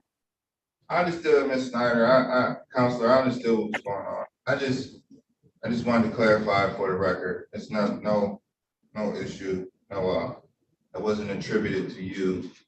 Just want to clarify. Excuse me, Judge. Thank you. Yeah. Can I say something? Yes, you may. Ms. Snyder, you said I refused the payment. I said go along with the payment, which I feel like the payment is more than what I'm owing. I'd rather just do 2 payments and be done. I sent you a chat, but obviously you didn't see it. Didn't you all have a conversation? We did, Your Honor, and I explained what we were willing to do for a payment arrangement. She didn't propose anything else. She just said, I'll take the judgment. So I'm head Your Honor. What was your proposed payment arrangement, Counselor? Our proposed payment arrangement was for her to make a payment by March 17th of $1,627. So that would be half of the past due balance. Then to do 2 other payments by April 1st of $814 and $814. She would also need to pay her month rent on April 1st and May 1st of $576 for a total payment those 2 days of $1,390. But that's twice the 1,300 something, right? That's April and May, right? What is your monthly, Ms. Taylor? 588. And it goes down in April to 576. 576. So we already know we have to pay April, and you're going to pay. You offered to pay $1,627 by March 17th in 2 days, and then 2 payments by April 1st, totaling $1,628. And then 576 will also be required by the 5th of the month, correct? Yes, Your Honor, that is the term. That is correct. That was what we offered her. She said to take the judgment. Okay, do you still want to take the judgment, Ms. Taylor? I want to, this is what I feel like will be good for me and the money. If I could make a payment of the half of what I owe, which is 3,000. What is it that I owe? 3,000 and what? $3,255. 250. If half of that, if I could make half of that payment Friday and make the other half in 10 days, shouldn't we be okay on everything? Or no? We would be okay on everything as long as you pay the rest of the rent and keep up with your rental payments past that point. That's fine. I will do that.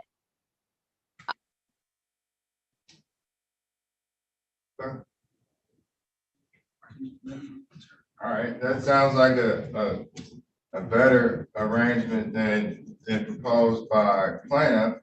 Yeah. So can I maintain the agreement. You said by Friday, you'll have half of it paid, correct? Right.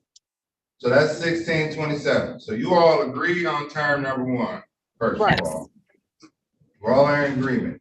And then you said the second half, which would be 1627 by 2 weeks, which will put us to the 29th, which will be a few days before April 1st, Right. which was proposed.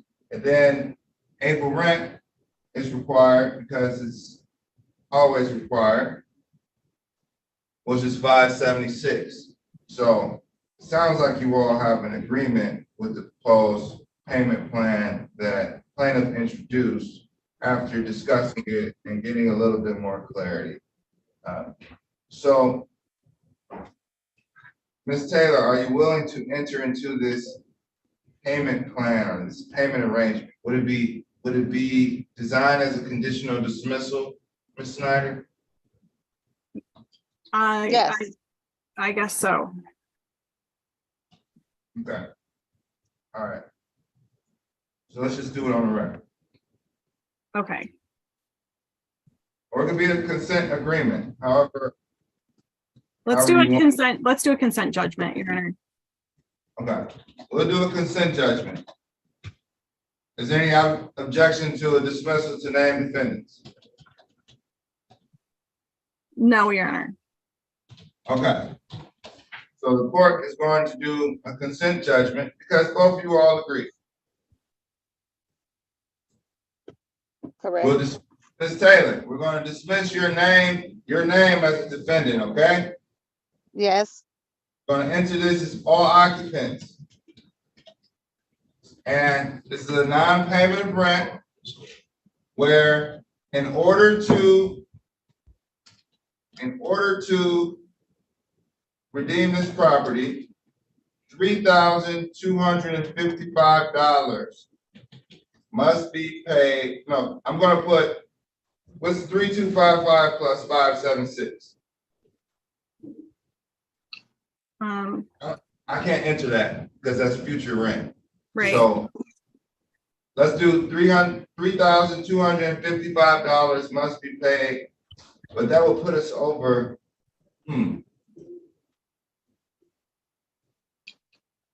Must be paid by March 31st. Yes. And as a practical matter, March 31st is a Friday. So parties wouldn't be able to get back to the court until April 3rd. That's significant. So a vacate date of March 31st, 2023. So you must pay $3,255 by March 31st, 2023, or parties can file for a writ of eviction. Now, the agreement was to pay a portion of that, $1,627 by March 17th. Term number one. Term number two payments of $814 by March 31st, 2023, instead of April 1st. Okay, are you following, Ms. Taylor? Yes. And then April rent is due when it's due on April 1st. So there'll be a judgment by consent that you agree to pay $3,255 by March 31st, 2023. Okay. All right, thank you, parties. Good luck. Thank you, counsel. Your Honor, do you want me to? I was just gonna ask that. Absolutely, because it'll clarify. Just put in the other notes, then both sides can follow the agreement. Yes, Your Honor. All right, thank you. Good luck. Thank you for working that one out. Thank you. Your Honor. Thank you. Your Honor, I'm trying to confirm if the Gerard versus Rushing matter is being heard by you today. Okay. Gerard versus Rushing. What time is it? Yes. Attorney Speck. Yes, Your Honor. So 0089, correct? 0089, that's correct, Your Honor. Okay. All right, is Omar, I'm gonna call, okay, Melissa Toster. Yes, I'm You're- here. You're on my list, Yes, I'm 5-6, here. with Attorney Smith. Are you all ready? Can you hear me? Yeah, I can hear you. Okay, I was just making sure because I've never, all right. I'm here though. All right, Samsung, Yes, what's your name? Barbara Bradley. Barbara Bradley, you with Attorney Smith 2 at 1291 Palmer Lane. Yes, Latasha Thompson. Sit tight, Miss Bradley. She's with Attorney Phillips, Your Honor. I'm going to put her in a breakout room if that's okay. Yeah. Can you rename her as well? Yes, I will. All right, thanks. Latasha Thompson. Attorney Speck, I'm working towards you. Let's see, is Wendy Rushing here? Yes, I'm here. Okay, Attorney Speck, did you, I know you didn't spot her out by her name on Zoom. I But, did, Your Honor. But Wendy Rushing is here, and the court would love for you all to have a conversation before calling your case. Okay. And Dominic Brewer is also logged on too. Who's Dominic Brewer? My son. I guess she sent one to all of us. I don't know. Yeah, I have you all grouped together. All from Okay. one, right here. Okay. Okay. So I'll give you breakout privileges if I haven't. Let's see. I'll make you a co-host, Mr. Speck. Miss Rushing, you may get an invite to a breakout room. It's not spam. Click on it. Mr. Speck will have a private conversation with you. There's also counsel available in the gallery, but you all have a conversation. If you request counsel, then send it to counsel, but you all can work it out. All right, thank you, Your Honor. Well.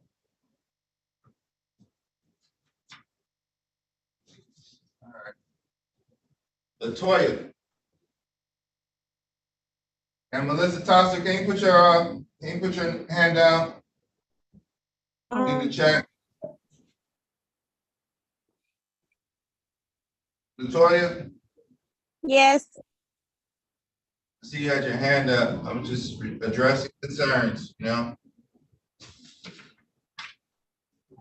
All right, never mind. Sunbeam Properties, Mr. Antoine White. Antoine White here. He's in a breakout room with one of our legal assistants, Your Honor. Update, Attorney Fanoulik, thank you. Checking in. Willie Waller, is Willie Waller here? Right here. Good morning. Is Catone Scott here? Yes, sir. You can come up here and sit if you want. Is Catone Scott?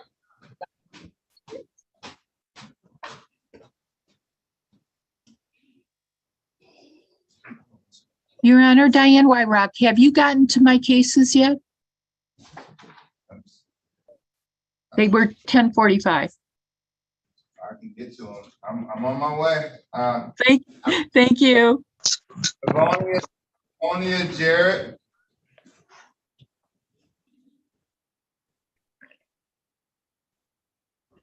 Is Corey Hambrick here? Mr. Schroeder. Good morning. Hello? Good Hello, morning, this Mr. is Yes. Charles Schroeder. I'm looking at, what case are you on, sir? You want the case number? Sure. 2238 1076.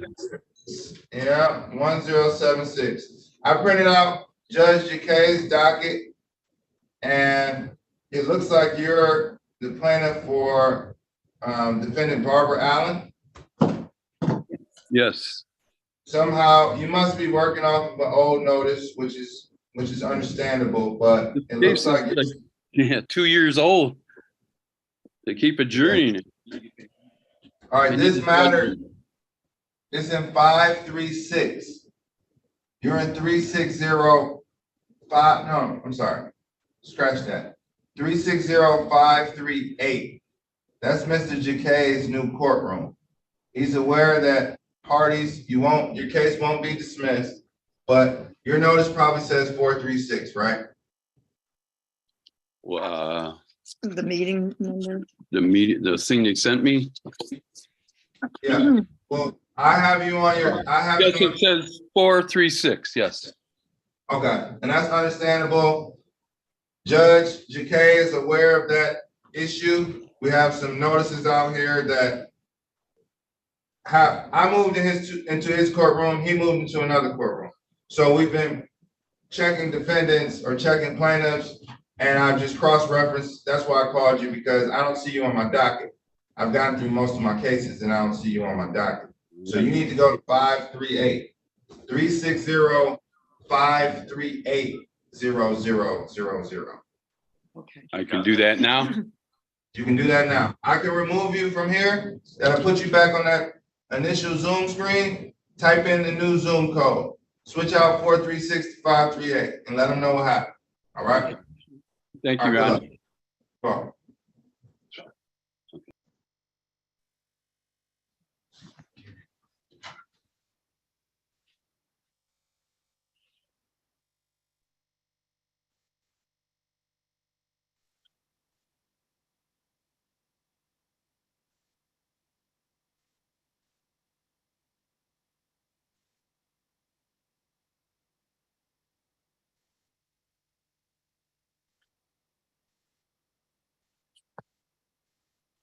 Your Honor,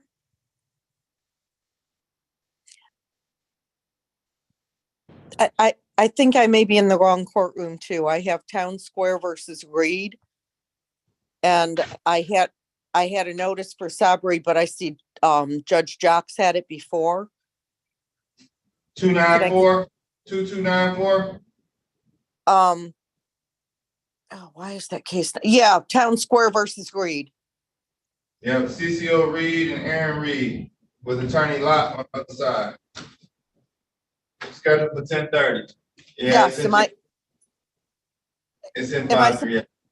Am I supposed to be with you, Your Honor? You're supposed to be with JK. I see it on the other council. Thank you. Thank you. Sorry about that. That's all right. Have a nice day, sir. All right, you too. All right, Miss Kidd. Let's see who we have here. Oh, there's some people in the breakout room as well. But Omar Williams. Miss Kidd is here. All right, thank you, Miss Kidd. Is Omar Williams here? Is Davina Turner here?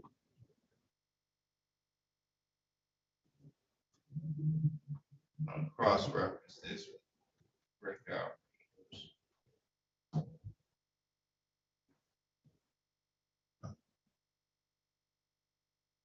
I see Davina Turner.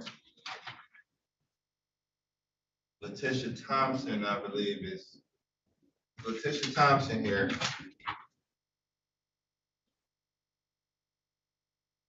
Oh, I think we did this. Barbara Bradley is here. She's with Ted Phillips. Melissa Toster is here. She is with Legal Aid, waiting to speak to counsel. Willie Waller is here. Katone Scott. Katone Scott. Katone Scott. Mr. Scott here. Willie Waller. Is Natasha Brown here?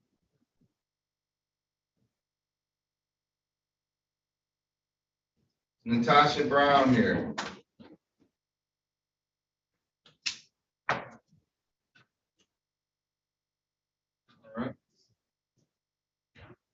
Natasha Brown. These are scheduled for 10:45.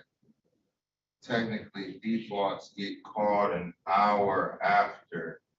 So 11:45, or if these are the last cases on the docket, I'll call them, whatever whatever the case. If it's later, if I finish this docket before 10:45, I'll call you. But for the record, Mr. Waller, you have Tone Scott, who's not present, and Natasha Brown. So you have about 30 minutes, 20 minutes, want to walk around with. I'll be here. Okay. All right. Thank you for your patience. Attorney Luan. Your Honor, I'm just looking to see if plaintiff's counsel for Erica Mills, case number 22397611 is here. I'll give him a call. Thank you, sir.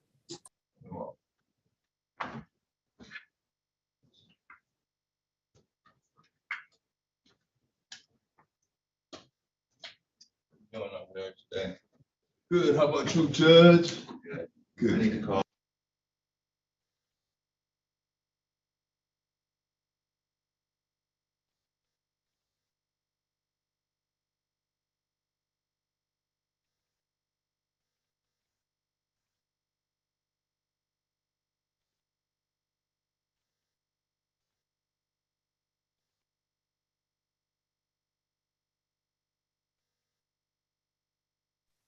Attorney Wyrock, are you ready? Oh, Mr. Speck, are you ready for me?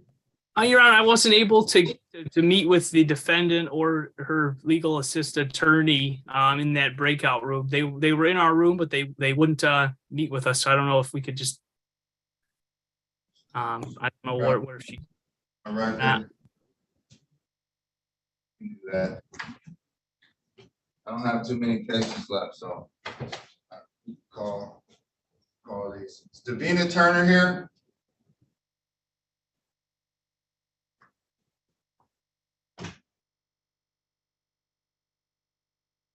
Okay, what case are you on?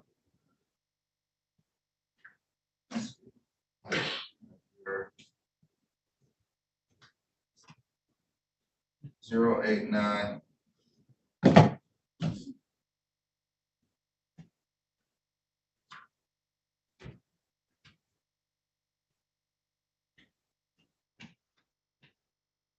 Calling case number 2334-0089. This is Jamie Gerard versus Wendy Rushing and all occupants. Yes, good morning, Your Honor. Blake Speck appearing on behalf of the plaintiff, Jamie Gerard, who's present via Zoom. Jamie, if you'd unmute your name.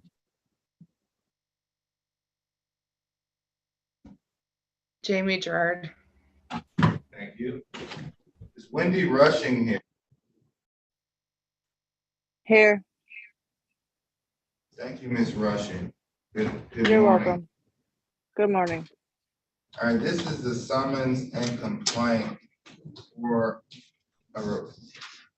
possession of property. It's a complaint to recover possession property. Do you have a deed for this file, counsel?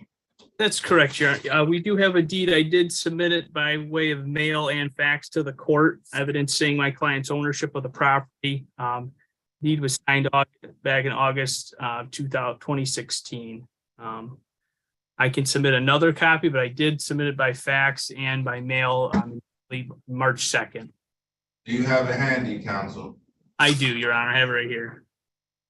All right, I'm going to submit an email address that you can send it to right now. Okay. We do not need further delays in this matter. Miss Rushing, are you retained by counsel? I'm sorry? Do you have a lawyer? No, I do not. I've never refused to move out. I told her I was looking for a house. The eviction on my record almost 5 years ago was still on my record, and that's why I haven't been able to get a house. But I found one. The guy, he'll be getting the keys by the end of this week, and he said that I could start moving in. So it's just until he gets the keys. I have the money and everything. I'm just waiting on him to get the keys. Your Honor, if I may, this case has been going on since the defendant first got the notice of eviction back on September 1st. We filed it, or my client filed January 3rd. The defendants have had ample notice that this matter is pending and that they were being evicted. We request a judgment giving her the statutory minimum 10 days to move out of the property. If she moves out sooner than that, we won't have to file an order to evict her. But this has been gone on long enough, and the parties have had, now 6 months since the initial notice. Okay. I've applied and applied. I swear I've applied for houses left and right, and I've gotten denied because of that one eviction on my record. All right, and I can't offer you any legal advice, Ms. Rushing, but but it may at this point be useful to to reach out to legal aid. Reach out to legal aid and see if they can fix that for you. It won't have a determination on this case right now, but that's something that you can after we finish today, you should reach out to legal aid and maybe they can assist you with removing that prior eviction from years ago. You may be able to get dismissed. But as for today, I hear that you found another place and you're able to vacate. A 10-day vacate date would be March 25th, basically March 27th. Is that enough time? That should be enough time, yes. All right, the court will enter a judgment by hearing for a termination of tenancy with a vacate date of March 27th, 2023. The court will also dismiss named defendant and enter the judgment for all occupants. That should safeguard your ability to obtain future housing. However, all occupants must be vacated from the property by March 2023 or a writ may issue. Your Honor, would you like me to draft that judgment, and should I submit it to the same email you previously gave to me, or? Yes, please submit it to that email and submit the deed as well so I can see it. I will. Take your attestation as an officer of the court, and when I get it, I'll enter both. Thank you. Thank you, Your Honor. Have a nice day. You too. Thank you. Good luck. Good luck. You said March 27th, right, sir? That is correct. March 27th. Okay, thank you, Your Honor. Welcome. Good luck, Ms. Rushing. Okay.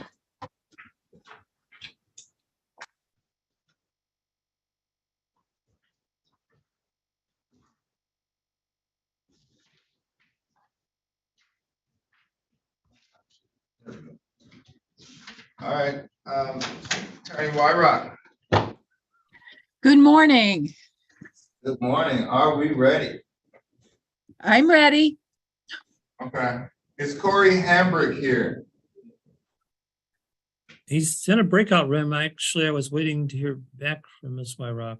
Did you? And I texted you. Oh, I did not see it. I will. It was so kind, Ms. Wyrock. That was such a Your kind. Honor, could you call this in a minute? I'm sorry. But, Your Honor, I have to be in 2 other courtrooms, which I'm juggling. I understand. I'm ready when parties are ready, so. Your Honor, then I would just ask for an adjournment then, because I was asking for the ledger and trying to get to the bottom of what was owed. But he hasn't appeared before until today. This is only the second hearing. No, this was the second hearing. Second hearing. I apologize on that. But Yeah, you go in the breakout room and I will go to another courtroom. All right. All right. Cases will be here, Attorney Wyrock. Yes, the other case I have, Jared 103. Devonia Jarrett, is Devonia Jarrett here? Devonia Jarrett, does anyone reside at 19751 Marks, Unit 15? Calling case number, Attorney Wyrock. I'm sticking to my policy, so I'll see you back at 11:45. 11:45? Okay, thank you. Hour. You are welcome.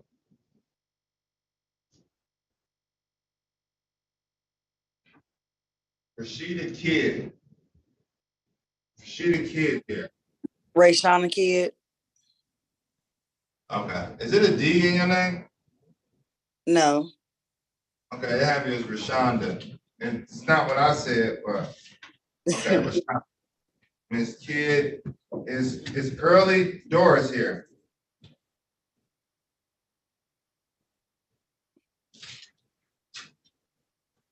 This is scheduled for 11:05.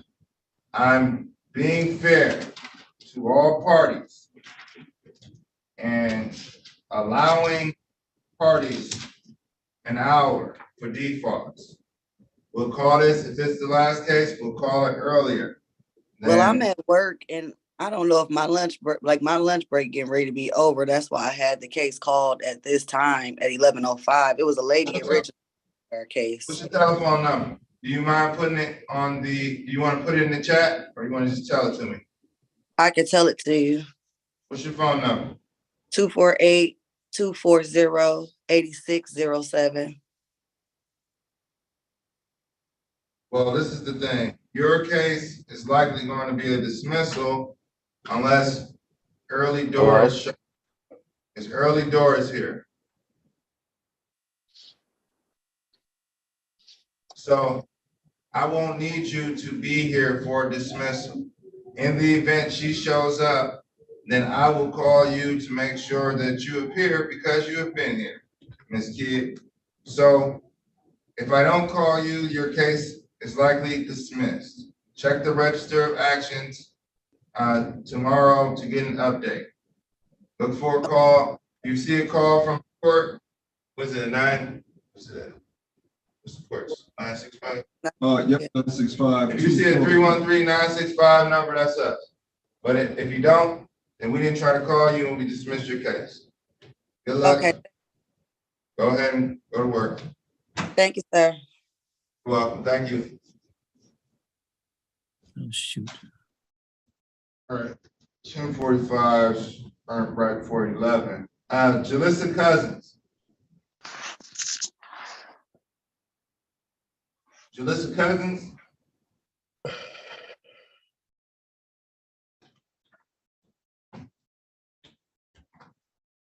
Your Honor, if I may, it appears that Mr. White is back for our 10:45 docket case. Antoine White. Yes. All right. All right. Are parties ready to call or do you need to talk to them? Nope, ready, Your Honor. Sure. All right. Calling case number 22397601. This is Sunbeam Property Management versus Antoine White, an occupant on Birdwood. And good morning, Your Honor. Attorney Kiana Franulik, P73015, on behalf of Sunbeam Property Management Company for the Birdwood property. Thank you.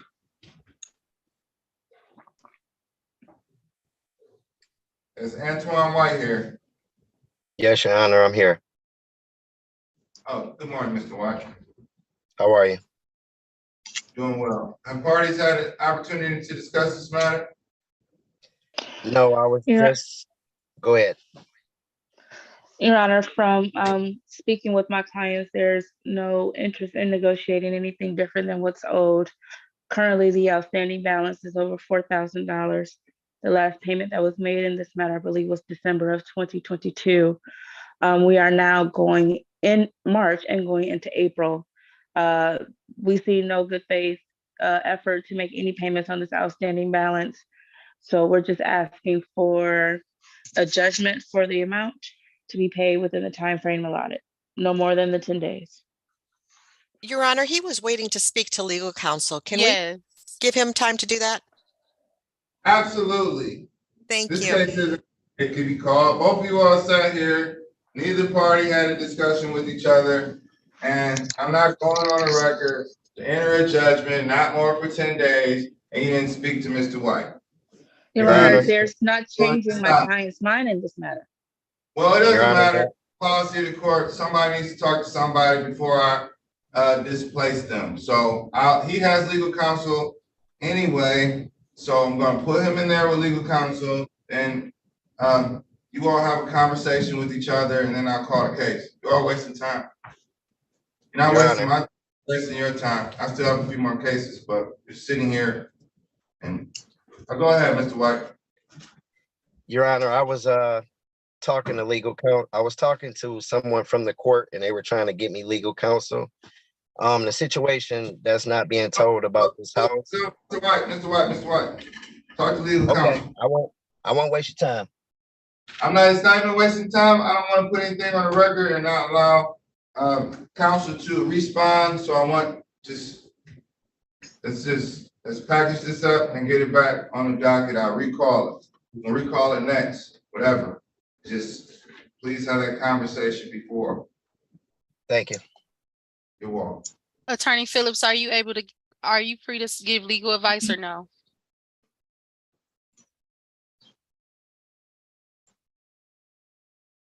Do I have any attorney free to give legal advice? After this next case, I could possibly, I have a 1045 ready, Your Honor. Okay, which? It's 563 with Mr. Smith, Attorney Smith. Ready, Your Honor. All right. On case number 223-975-631-291 Palmer Lane LLC versus Barbara Bradley and occupants on State Fair. Your Honor, Justin Smith representing the plaintiff. My P number is 51886. I've been discussing this matter with Mr. Ted Phillips. Morning, Your Honor. Ted Phillips, P35900 for the defendant, who is present in the courtroom. Ms. Bradley, could you say your name? Barbara Bradley. Your Honor, the parties have came to an agreement for a conditional dismissal in a total amount of $890 to be paid in 30 days with a 4B checked, and plaintiff agrees to accept third-party payment if offered. I think that's the full agreement. Is that correct, Attorney Smith?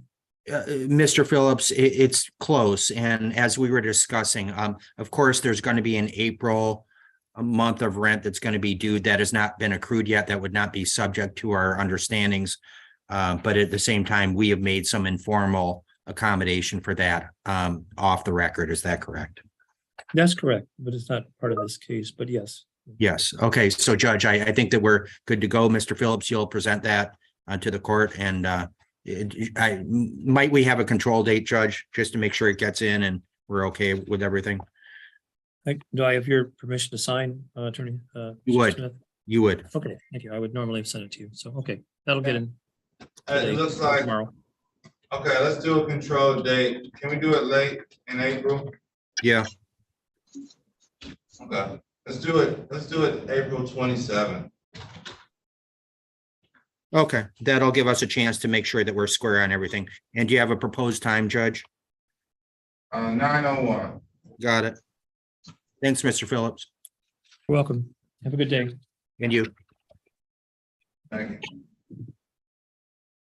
So it's conditional dismissal. Ms. Bradley, you're all set. You don't need to stay. Okay, thank you. Good day. Thanks, Ms. Bradley.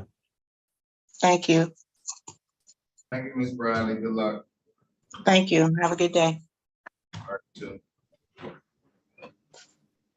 Hello, Ted. Turn one. Yes, Your Honor. I'm checking in again on Erica Mills, case number 223976611. You had said you were going to try and call plaintiff's counsel. But the defendant has moved out of the property and has already vacated, so if they are non-responsive, I'm hoping it would be. Calling case number 22397611, Concierge Management Services versus Eric Mills. Thank you, Your Honor. Suzanne Stepich Lawan, P 48702 for Michigan Legal Services, representing defendant Erica Mills, who is in the courtroom with us. Thank you, counsel. Ms. Mills, would you, oh, sorry, sir. Sorry. Ms. Mills, will you state your name for the record, please? Erica Mills. This is a non-payment case, and defendant has already vacated the property. She did so as of March 1st. I've chatted a couple of times in the meeting chat to see if plaintiff's counsel is here, but have not received any response. So I would move for dismissal of this case. Dismissal without prejudice is granted. Thank you, Your Honor. Thank you. The record right now. You're welcome. And for the record, I did reach out to Attorney Sugamelli, and it's 586 number ending in 7510 with no response. So court will draft a dismissal on this matter. Thank you, Your Honor. You're welcome. Good luck. Good luck, Ms. Mills. Thank you, Your Honor. All right, take care. Thank you for appearing. Thank you for appearing.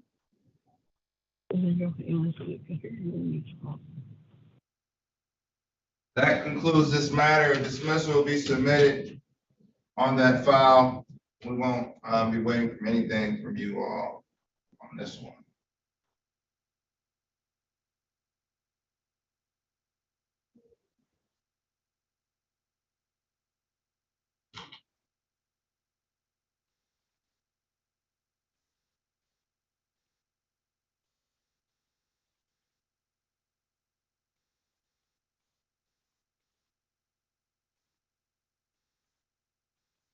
Hello? Hello? Hello? Hello? Can you see me? Hello?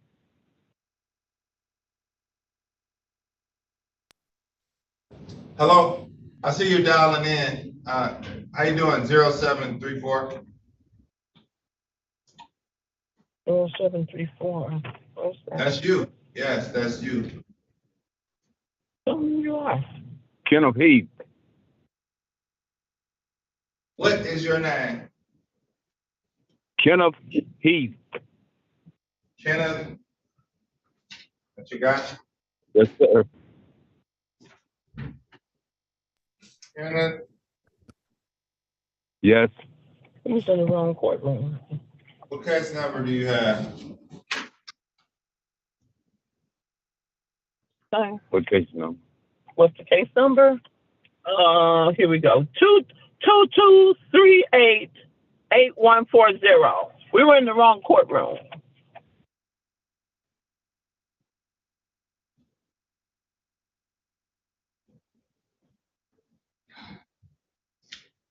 Oh man. Judge Dan Sean Chakay. Kenneth Heath. Yes, sir. You have attorney Novak is representing you. Yes, sir. All right. It's not great news. You're in the wrong courtroom. No. Again? Again? We just spent time in the wrong courtroom. All right. So it's all right. Don't get too worked up.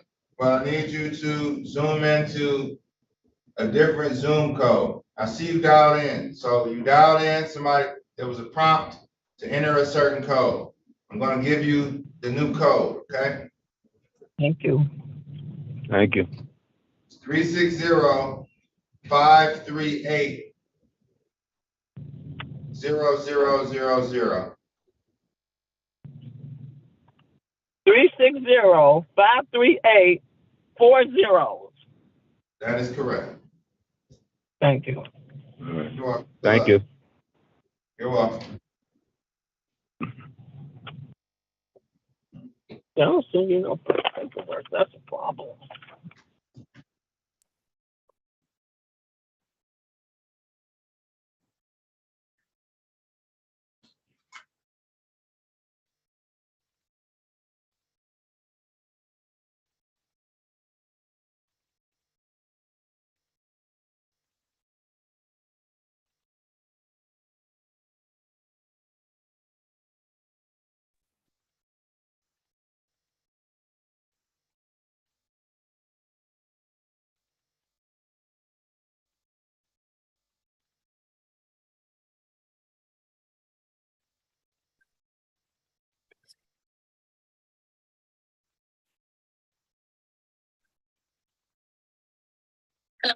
Okay, could you put Hambrick back in the courtroom, and who was it, Lonnie? Was Andrea was? Oh.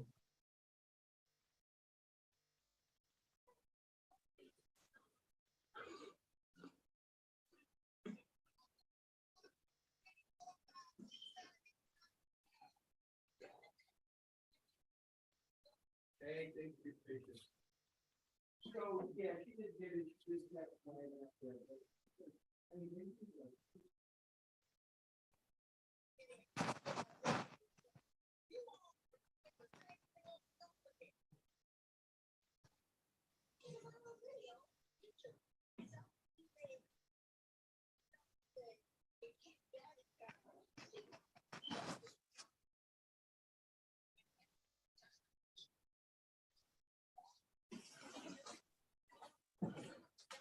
Your Honor, Attorney Justin Smith, perhaps some court consideration for a potential default for a case schedule at 10:45.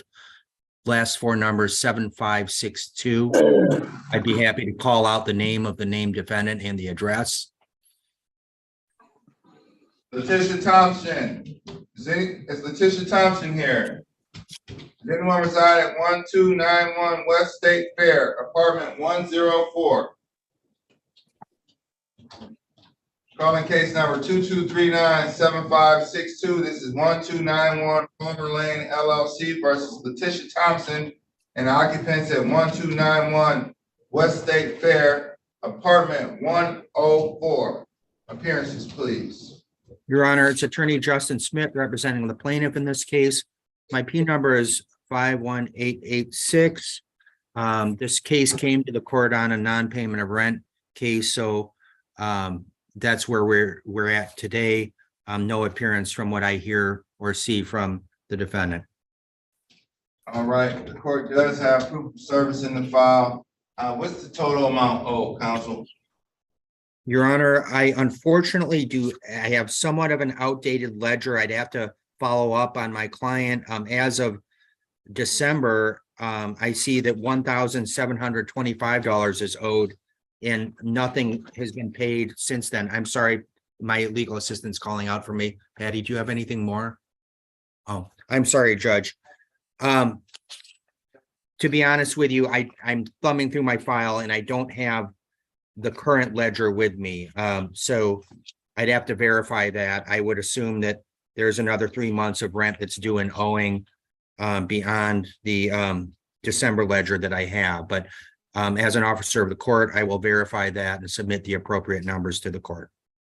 Okay, court will enter a default judgment. Currently, the amount stated is $1,725, but counsel has alluded to 3 more months of rent that are owed, which will be verified. At the same time, the default judgment is submitted. So for the record, default judgment is entered in the amount of $1,725, subject to change upon the submission of a verified ledger.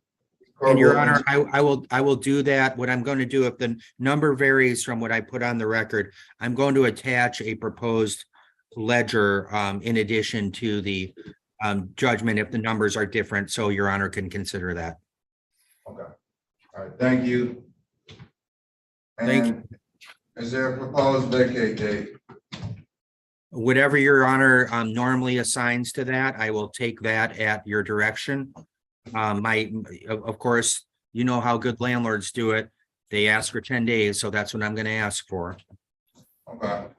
But at the same time, I don't have all of my ducks in a row, Judge. So it might be a day or two before I get that to you. So maybe just for equity, we should put that off just a couple days to make sure we're covered. How about due by the end of the month? I think that's more than enough time and it makes it clean. So the 31st of March. Okay. The court will note the file. And I'll look out for the updated ledger. Thank you, counsel. Okay, thank you. The client said they updated their ledger to a selling. On the record. Calling case number 22397566.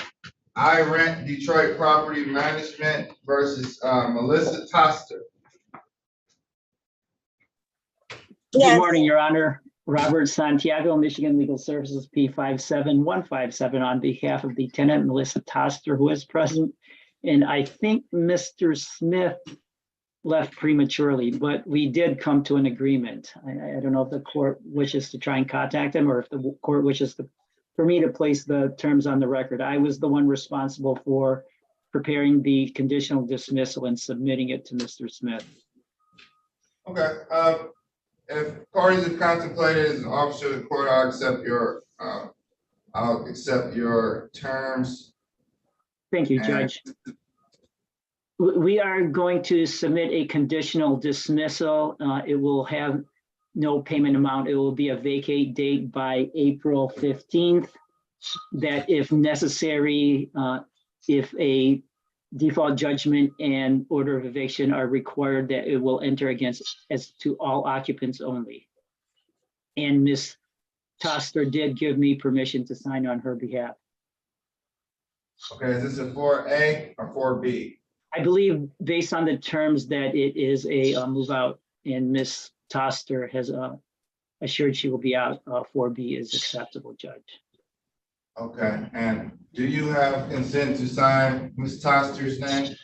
I did, Your Honor. I received that consent. All right. Good luck, Ms. Toster. Thank you. Take care, Ms. Toster. Thank you for appearing today. Thank you for your patience. And Mr. Santiago, can you just make sure you forward the agreement to Mr. Smith? I'm sure I'll get it with 2 signatures. I will do that today, Judge. Thank you. Okay, so I go ahead and leave now? Yes, you may. All right, thank you. You're welcome. Corey Amber.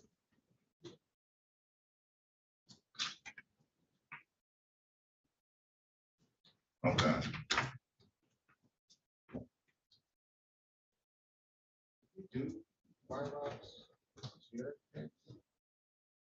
I don't believe so, Judge. I think she was coming back. Yeah, time crunch. Yeah. All right, calling case number 22397592. This is Willie Waller versus Katone Scott, and occupants at 1639 Glendale, apartment number 7. May I have appearances for the record? Willie Waller is my name. Willie Waller, who is appearing in person. Thank you, Mr. Waller. Is Katone Scott present?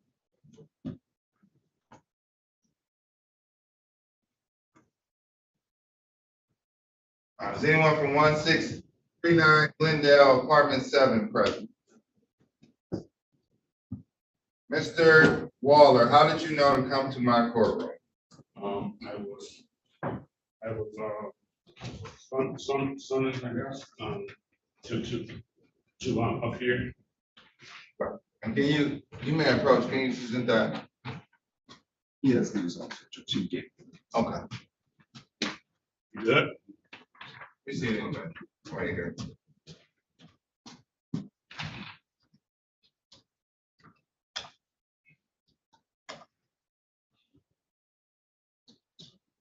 Okay, the court notes that on January 18th, this was noticed. However, it was re-noticed on February 13th to appear in my courtroom for this hearing. The court has provided adequate notice to Mr. Scott. However, Mr. Scott has failed to appear for today's hearing. Mr. Waller, are you requesting a default judgment? Yes, sir.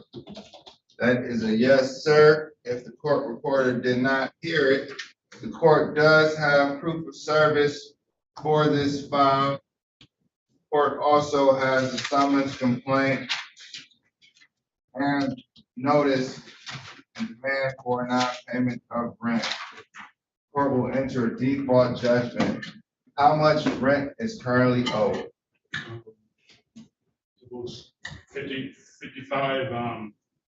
5,500, that was till December 2022. So that doesn't include the 3 months. What's the monthly rent? 500. So is it accurate that, so it would be 5,500, that's to the end of 2022? Yeah.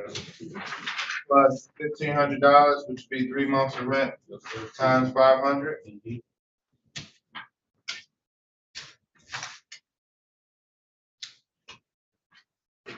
No mathematician, but it looks like $7,000. So, And I took all part of this unit, and I didn't have no nothing. Your Honor, we're ready with the 1045. okay, I'm on the record. Oh, I'm sorry. No, it's okay. Yeah. Here. He's in person. One sec. All right. Okay, default judgment is granted for $7,000. Defendant must pay or vacate by March 27th, 2023, or a writ of eviction may issue. We want 1 second. I'm going to call your case. I'm going to recall you next week. Okay? And you do need to get a judgment from the second floor. You go get 2, we can fill it out and have it there. Okay. Calling. Okay. Attorney Wyrack and Attorney Phillips. What case are you ready on? 107, Your Honor, 1045. Calling case number 233400107, Midpoint Real Estate Services versus Corey Hambrick and occupants on Chatsworth.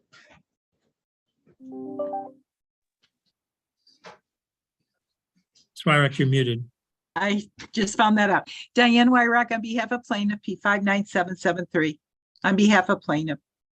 Morning, Your Honor. Ted Phillips, P35900 for the defendant who is present in the courtroom. Mr. Hambrick, could you say your name? Yes, Corey Hambrick. Your Honor, the parties have agreed that if the court were to enter a judgment by hearing for a total of $2,750. It's $2,750. $2,750. You know what I said? To be paid by March the 31st. And that the plaintiff will check and repair as necessary the furnace by March 31st, that there would be no objection to such an order being entered. Is that a correct recitation? Yes, except that we have to add $160 court costs. So that would mean $2,910. Okay, I did ask for what the full amount was, but okay. I apologize. 910. Right. All right, the court will enter a judgment by hearing for non-payment of rent for the amount of $2,910 with a pay or move date of March 31st, 2023. Is there a dismissal to name defendants on this matter? Correct. Yes. All right, judgment will be for all occupants. Thank you, parties. And there would be an order for the furnace to be checked and repaired as necessary by the same date. We will submit an order to the court. That's why I'll prepare it and send it to you. Pardon me? I will prepare an order and send it to you for sign off. Oh, okay. I was just going to send it in, but okay. Okay. Thank you, Your Honor. Thank you, Your Honor. You're welcome. Is Devonia Jarrett here? Thank you. You're welcome. Thank you, Mr. Hambrick, for your patience. Is anyone who resides at 19751 Mark Street, Unit 15 present? Counsel. Diane Wyrack on behalf of plaintiff P59773. This is a non-payment. There is presently owing $2,400 plus 160 court costs for a total of $25.60 requested default judgment. Default judgment is granted. Court does have proof of service. Defendant failed to appear at the second hearing. Adequate notice was provided for this hearing. Default judgment redemption amount is $2,560 to be paid by March 27th, 2023, or a writ may issue. Thank you, Your Honor. You are welcome. Have a great day. Attorney You Whiteheart. too.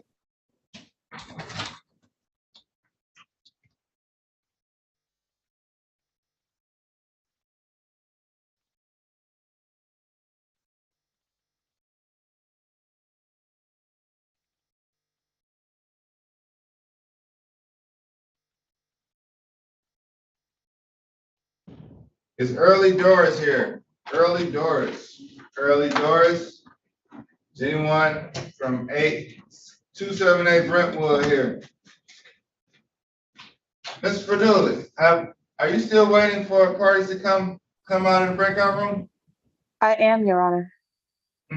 All right, and we only have a handful of cases, wasn't intended to be punishment, but maybe they're working on the cases and we'll sit tight. I'll call it shortly.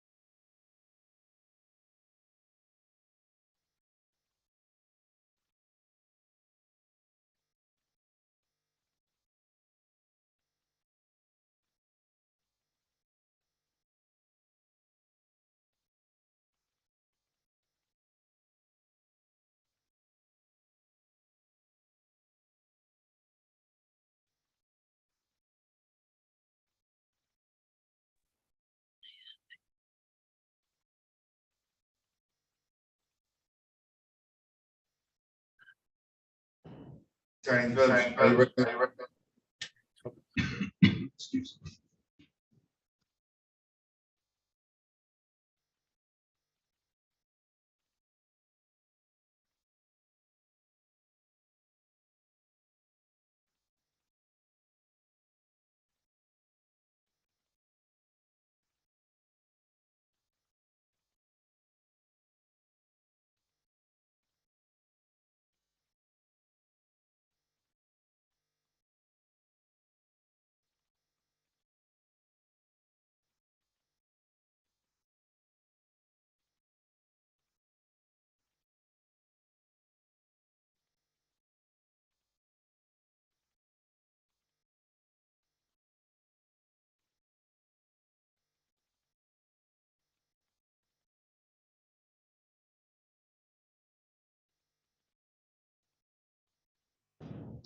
Calling case number 22397593. This is Willie Waller versus Natasha Brown. And occupants at 1639 Glendale, apartment 1. May I have appearances? Waller. Thank you, Mr. Waller. Is Natasha Brown here? Is there anyone who resides at 1639 Glendale? Unit number 1, present in the courtroom.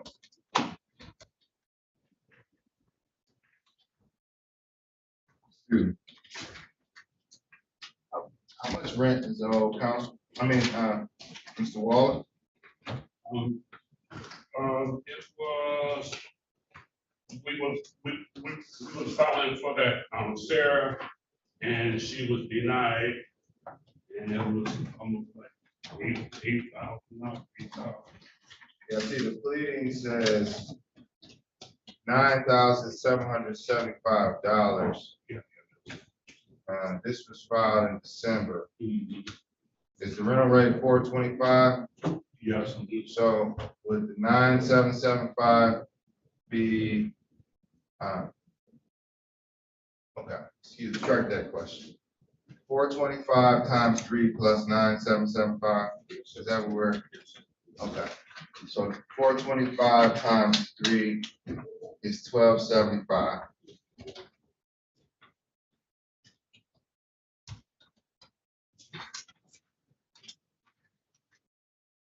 Plus 9,775.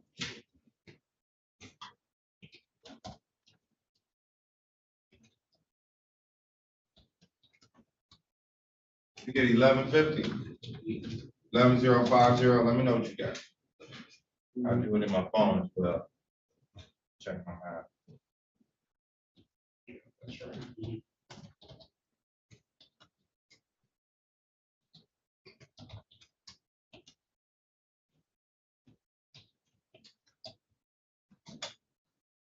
That's right.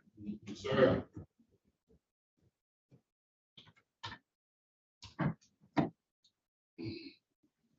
All right, the court finds good cause to enter default judgment for non-payment of rent, proof of service. Defendants failed to appear. This case was scheduled for 10:45. It is now 12:05. Defendant is still failed to appear. The total amount due and owing to redeem this property is $11,050. That must be paid on or by March 31st, 2023, or a written issue. Defendant has until the end of the month to make a payment. You may file a writ of eviction on April 3rd, which should be the next business day. Court will receive those default judgments in person. If you haven't filled them out, I can fill them out for you. Water. You can present. Sure. First person to approach the bench. I've been in person since I started, so.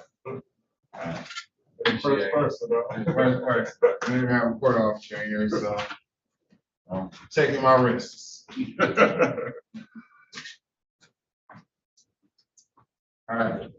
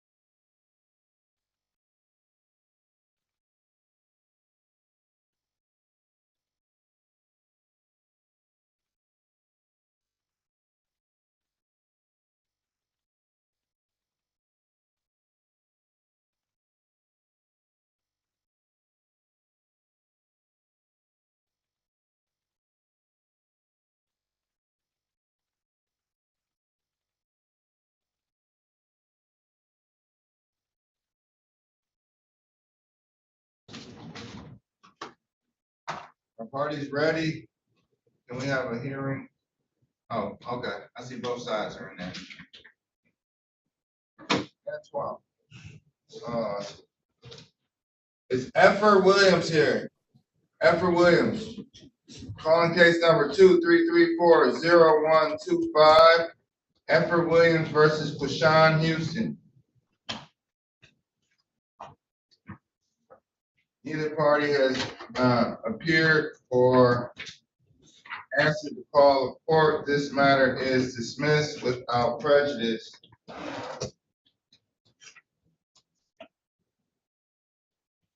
No Effer Williams, no Quashawn Houston, no case.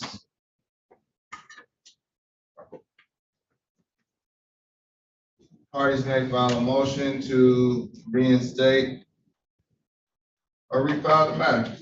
Which may be faster. Of course, humble opinion. All right, I think we have parties ready. Calling case number 2239. Are parties ready?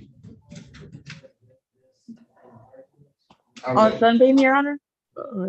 Are we ready on Antoine White, or is he still in the breakout? Oh, it looks like he's still with Mr.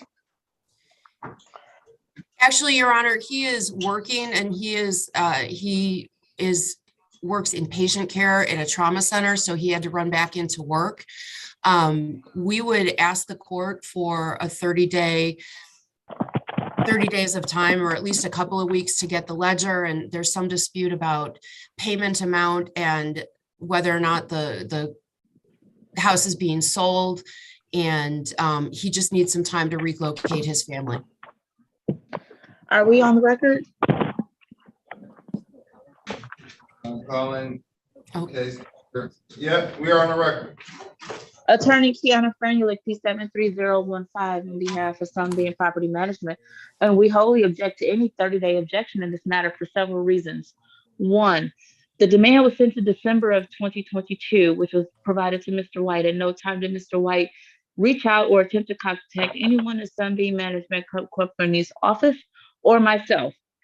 Secondly, he indicates that he made some sort of payment in December of about $700 or so dollars, which is still short of the dollar amount that was indicated on the demand notice of $1,700. Number three, there has been no rent paid or received. What was number two? That he made some payment. He says he made some payment in December of about $700, which still would have left a balance due and owing, because he had not paid December rent and his last payment of rent was for November and October. So he was still a month behind. Number three, at no time has he contacted anyone in December, January, February, or March regarding the outstanding payments due and owing, and whether or not there's any question to the dollar amount owed, or to attempt to work out any type of move out attempt. Number four, it is now March. There has been no rent received this year, and that has not been proffered that any rent has even been paid this year. The only argument is that he made some sort of payment in December, which my clients will be willing to waive that dollar amount for the finality of this matter, because he is still behind on the rent and has still failed to make due diligence and good faith attempts to even make any type of payments towards the rent. Further, and this is fourth or fifth, at this time he's indicating he now wants 30 additional days residing in a location rent-free so that he can find another place to live, when he has already had January, February, March to prepare to move, knowing that this case is proceeding. In January, at the first proceeding in this case, and our appearance in front of the first judge, Honorable Jock, he placed those who appeared at that time in a room with legal aid, with opportunity to discuss at that time. There is no evidence that Mr. White took advantage of that. Additionally, even since the January 18th hearing date, and we are now here at March 15th, we have received no communication whatsoever to Sunbeam Management from anyone regarding whether or not an attempt to work out a move out provision. Now, Mr. White, at his convenience, wants to come into court and makes allegations that, oh, now all of a sudden he doesn't know who the rent is paid to, so he just didn't bother to pay, not placing that on the record in January and putting the rent in escrow, not contacting the property manager, not contacting the attorney to see to work something out, but now coming in here to attempt to use another basically back alley legal loophole to get additional time for which the landlords are continuously losing money on this property, and he's been living rent-free for almost 4 months.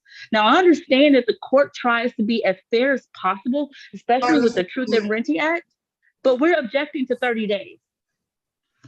That's all. Thank you for that response. And Your Honor, Suzanne Stebich-Lawan, P48702 from Michigan Legal Services on behalf of Antoine White.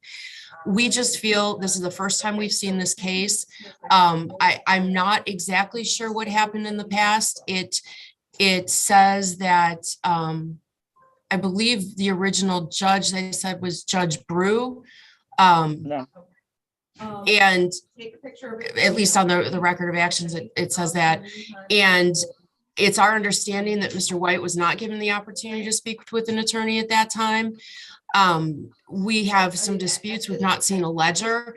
It was his understanding that he was current on rent as of December, and that the only remaining costs were court costs and attorney fees.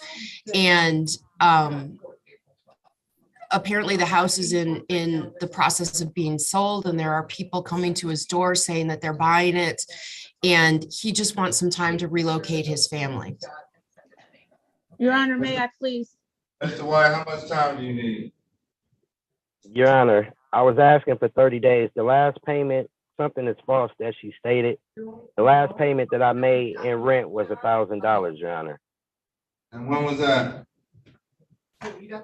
When that was sometime in November. If they could show you the proof of the ledger. I've been living there for about 4.5 years, and I've paid over $50,000 in rent towards this house, and I've never not paid. The reason why I withheld the rent, Your Honor, is because they're selling the house, and I didn't know if the person that was going to buy the house was going to allow me to stay there and rent the property, or whether they're going to have me move out. But when the first court filing was issued for today's court date, which I got it in January, at that time, I only owed $1,000. The other $700 was in court fees from previous times that they tried to get me out of the house. And then I paid the rent, because if you don't pay the rent by the 4th, they automatically go to court, and I accrue an extra $263 charge. Hello? Your Honor, may I? How much is this? What's the amount of late fees that Your Honor, he just confirmed he hasn't paid any rent since November. If you check, you all argue in the breakout room. What is the amount of rent that's owed? $4,005 in rent. 4005. Yes. Okay. How much of that is late fees? It's contested, Mr. White. How much are you contesting out of it? Your Honor, when I first got the paper for this judgment, but to attend this court date was in January. At that time, it was $1,700. $1,000 was in rent. The other $700 was from previous times that they filed eviction notice when I paid my rent after the 4th. The last time that I paid rent was in November, and it may have been for December if they show you the ledger, because I didn't have any heat for 2 months. Your Honor, this $4,000 is only rent. It is not including any of the $700 that he's indicating for whatever. But just as he indicated, he hasn't paid since November. His monthly rent is about $1,000 a month. What he owes now is $4,005. He essentially, and when January, Mr. White, please. I'm gonna stop both of you. I have a judgment by hearing for non-payment of rent to be paid by April 14th, 2023. There's proof of service in the file. Defendant must pay $4,005 vacate by April 15th, 2023. Dismissal to name defendant's judgment for all occupants. This is the final hearing in this matter. So, Mr. White, you have until the 15th to vacate. Unless you pay $4,005, your obligation for April rent will still continue. So this number will change at the beginning of April. Council, I did mute you. I did mute both of you all. I'm not muting you to keep you from talking, but if you all have any questions or any more comments, feel free to make a statement. But you have until April 15th, 2023 to vacate or make that payment of $4,005. But remember, there'll be additional month owed. Thank you, Your Honor. Thank you, Your Honor. Mr. White, can we go back in a breakout room? I'll invite you just so we can discuss. Yes, ma'am. Thank you, Your Honor. Will that judgment be sent out, or will I need to draft that judgment? Can you draft that judgment and submit it to the court? Yes. Is there a fax number I can send it to directly? Yep, it's 313-965-3951. 3951. Thank you. You're welcome. Okay. Calling case number 2239-7709. This is TEGRF owner LLC versus Omar Williams and occupants on Riverfront.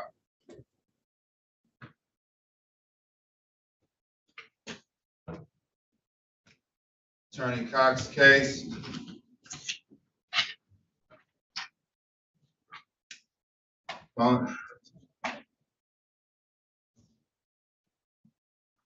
Calling case number 2239-7713. This is TEGRF owner LLC versus Davina Turner and occupants on Riverfront.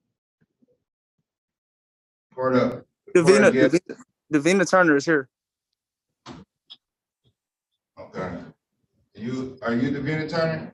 Yes. All right. Do you reside in Unit 22D at 200 Riverfront Drive? Yes. All right. How much rent is on your matter? Well, everything is up to date. Are you all caught up?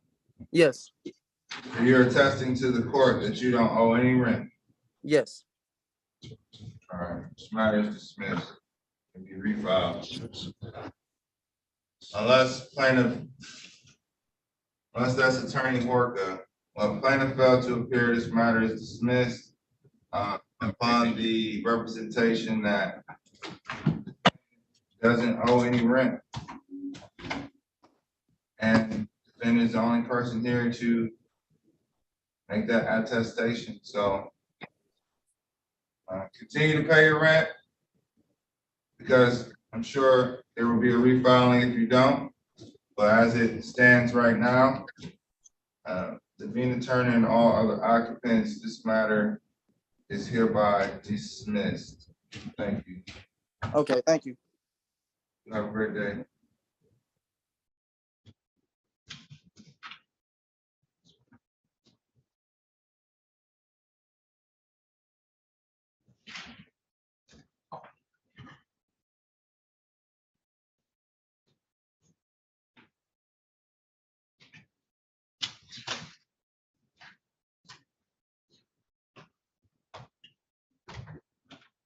We have one more matter, Madam Court Reporter. I'll put on the record, I don't know where Mr. Horka is. Can't do what we did yesterday. And I believe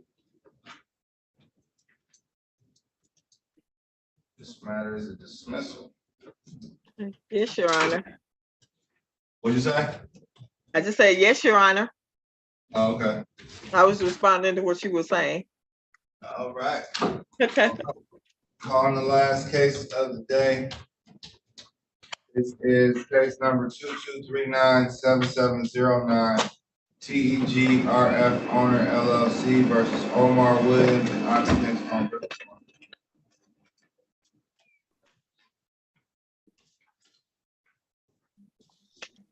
Parties that failed to appear on this case.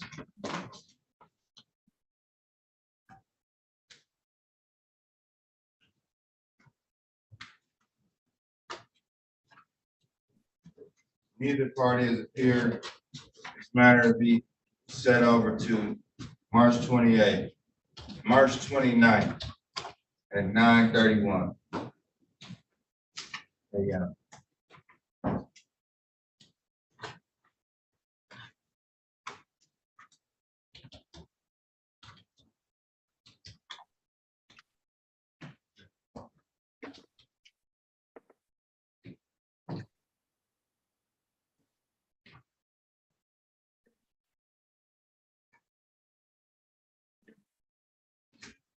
This concludes our docket today.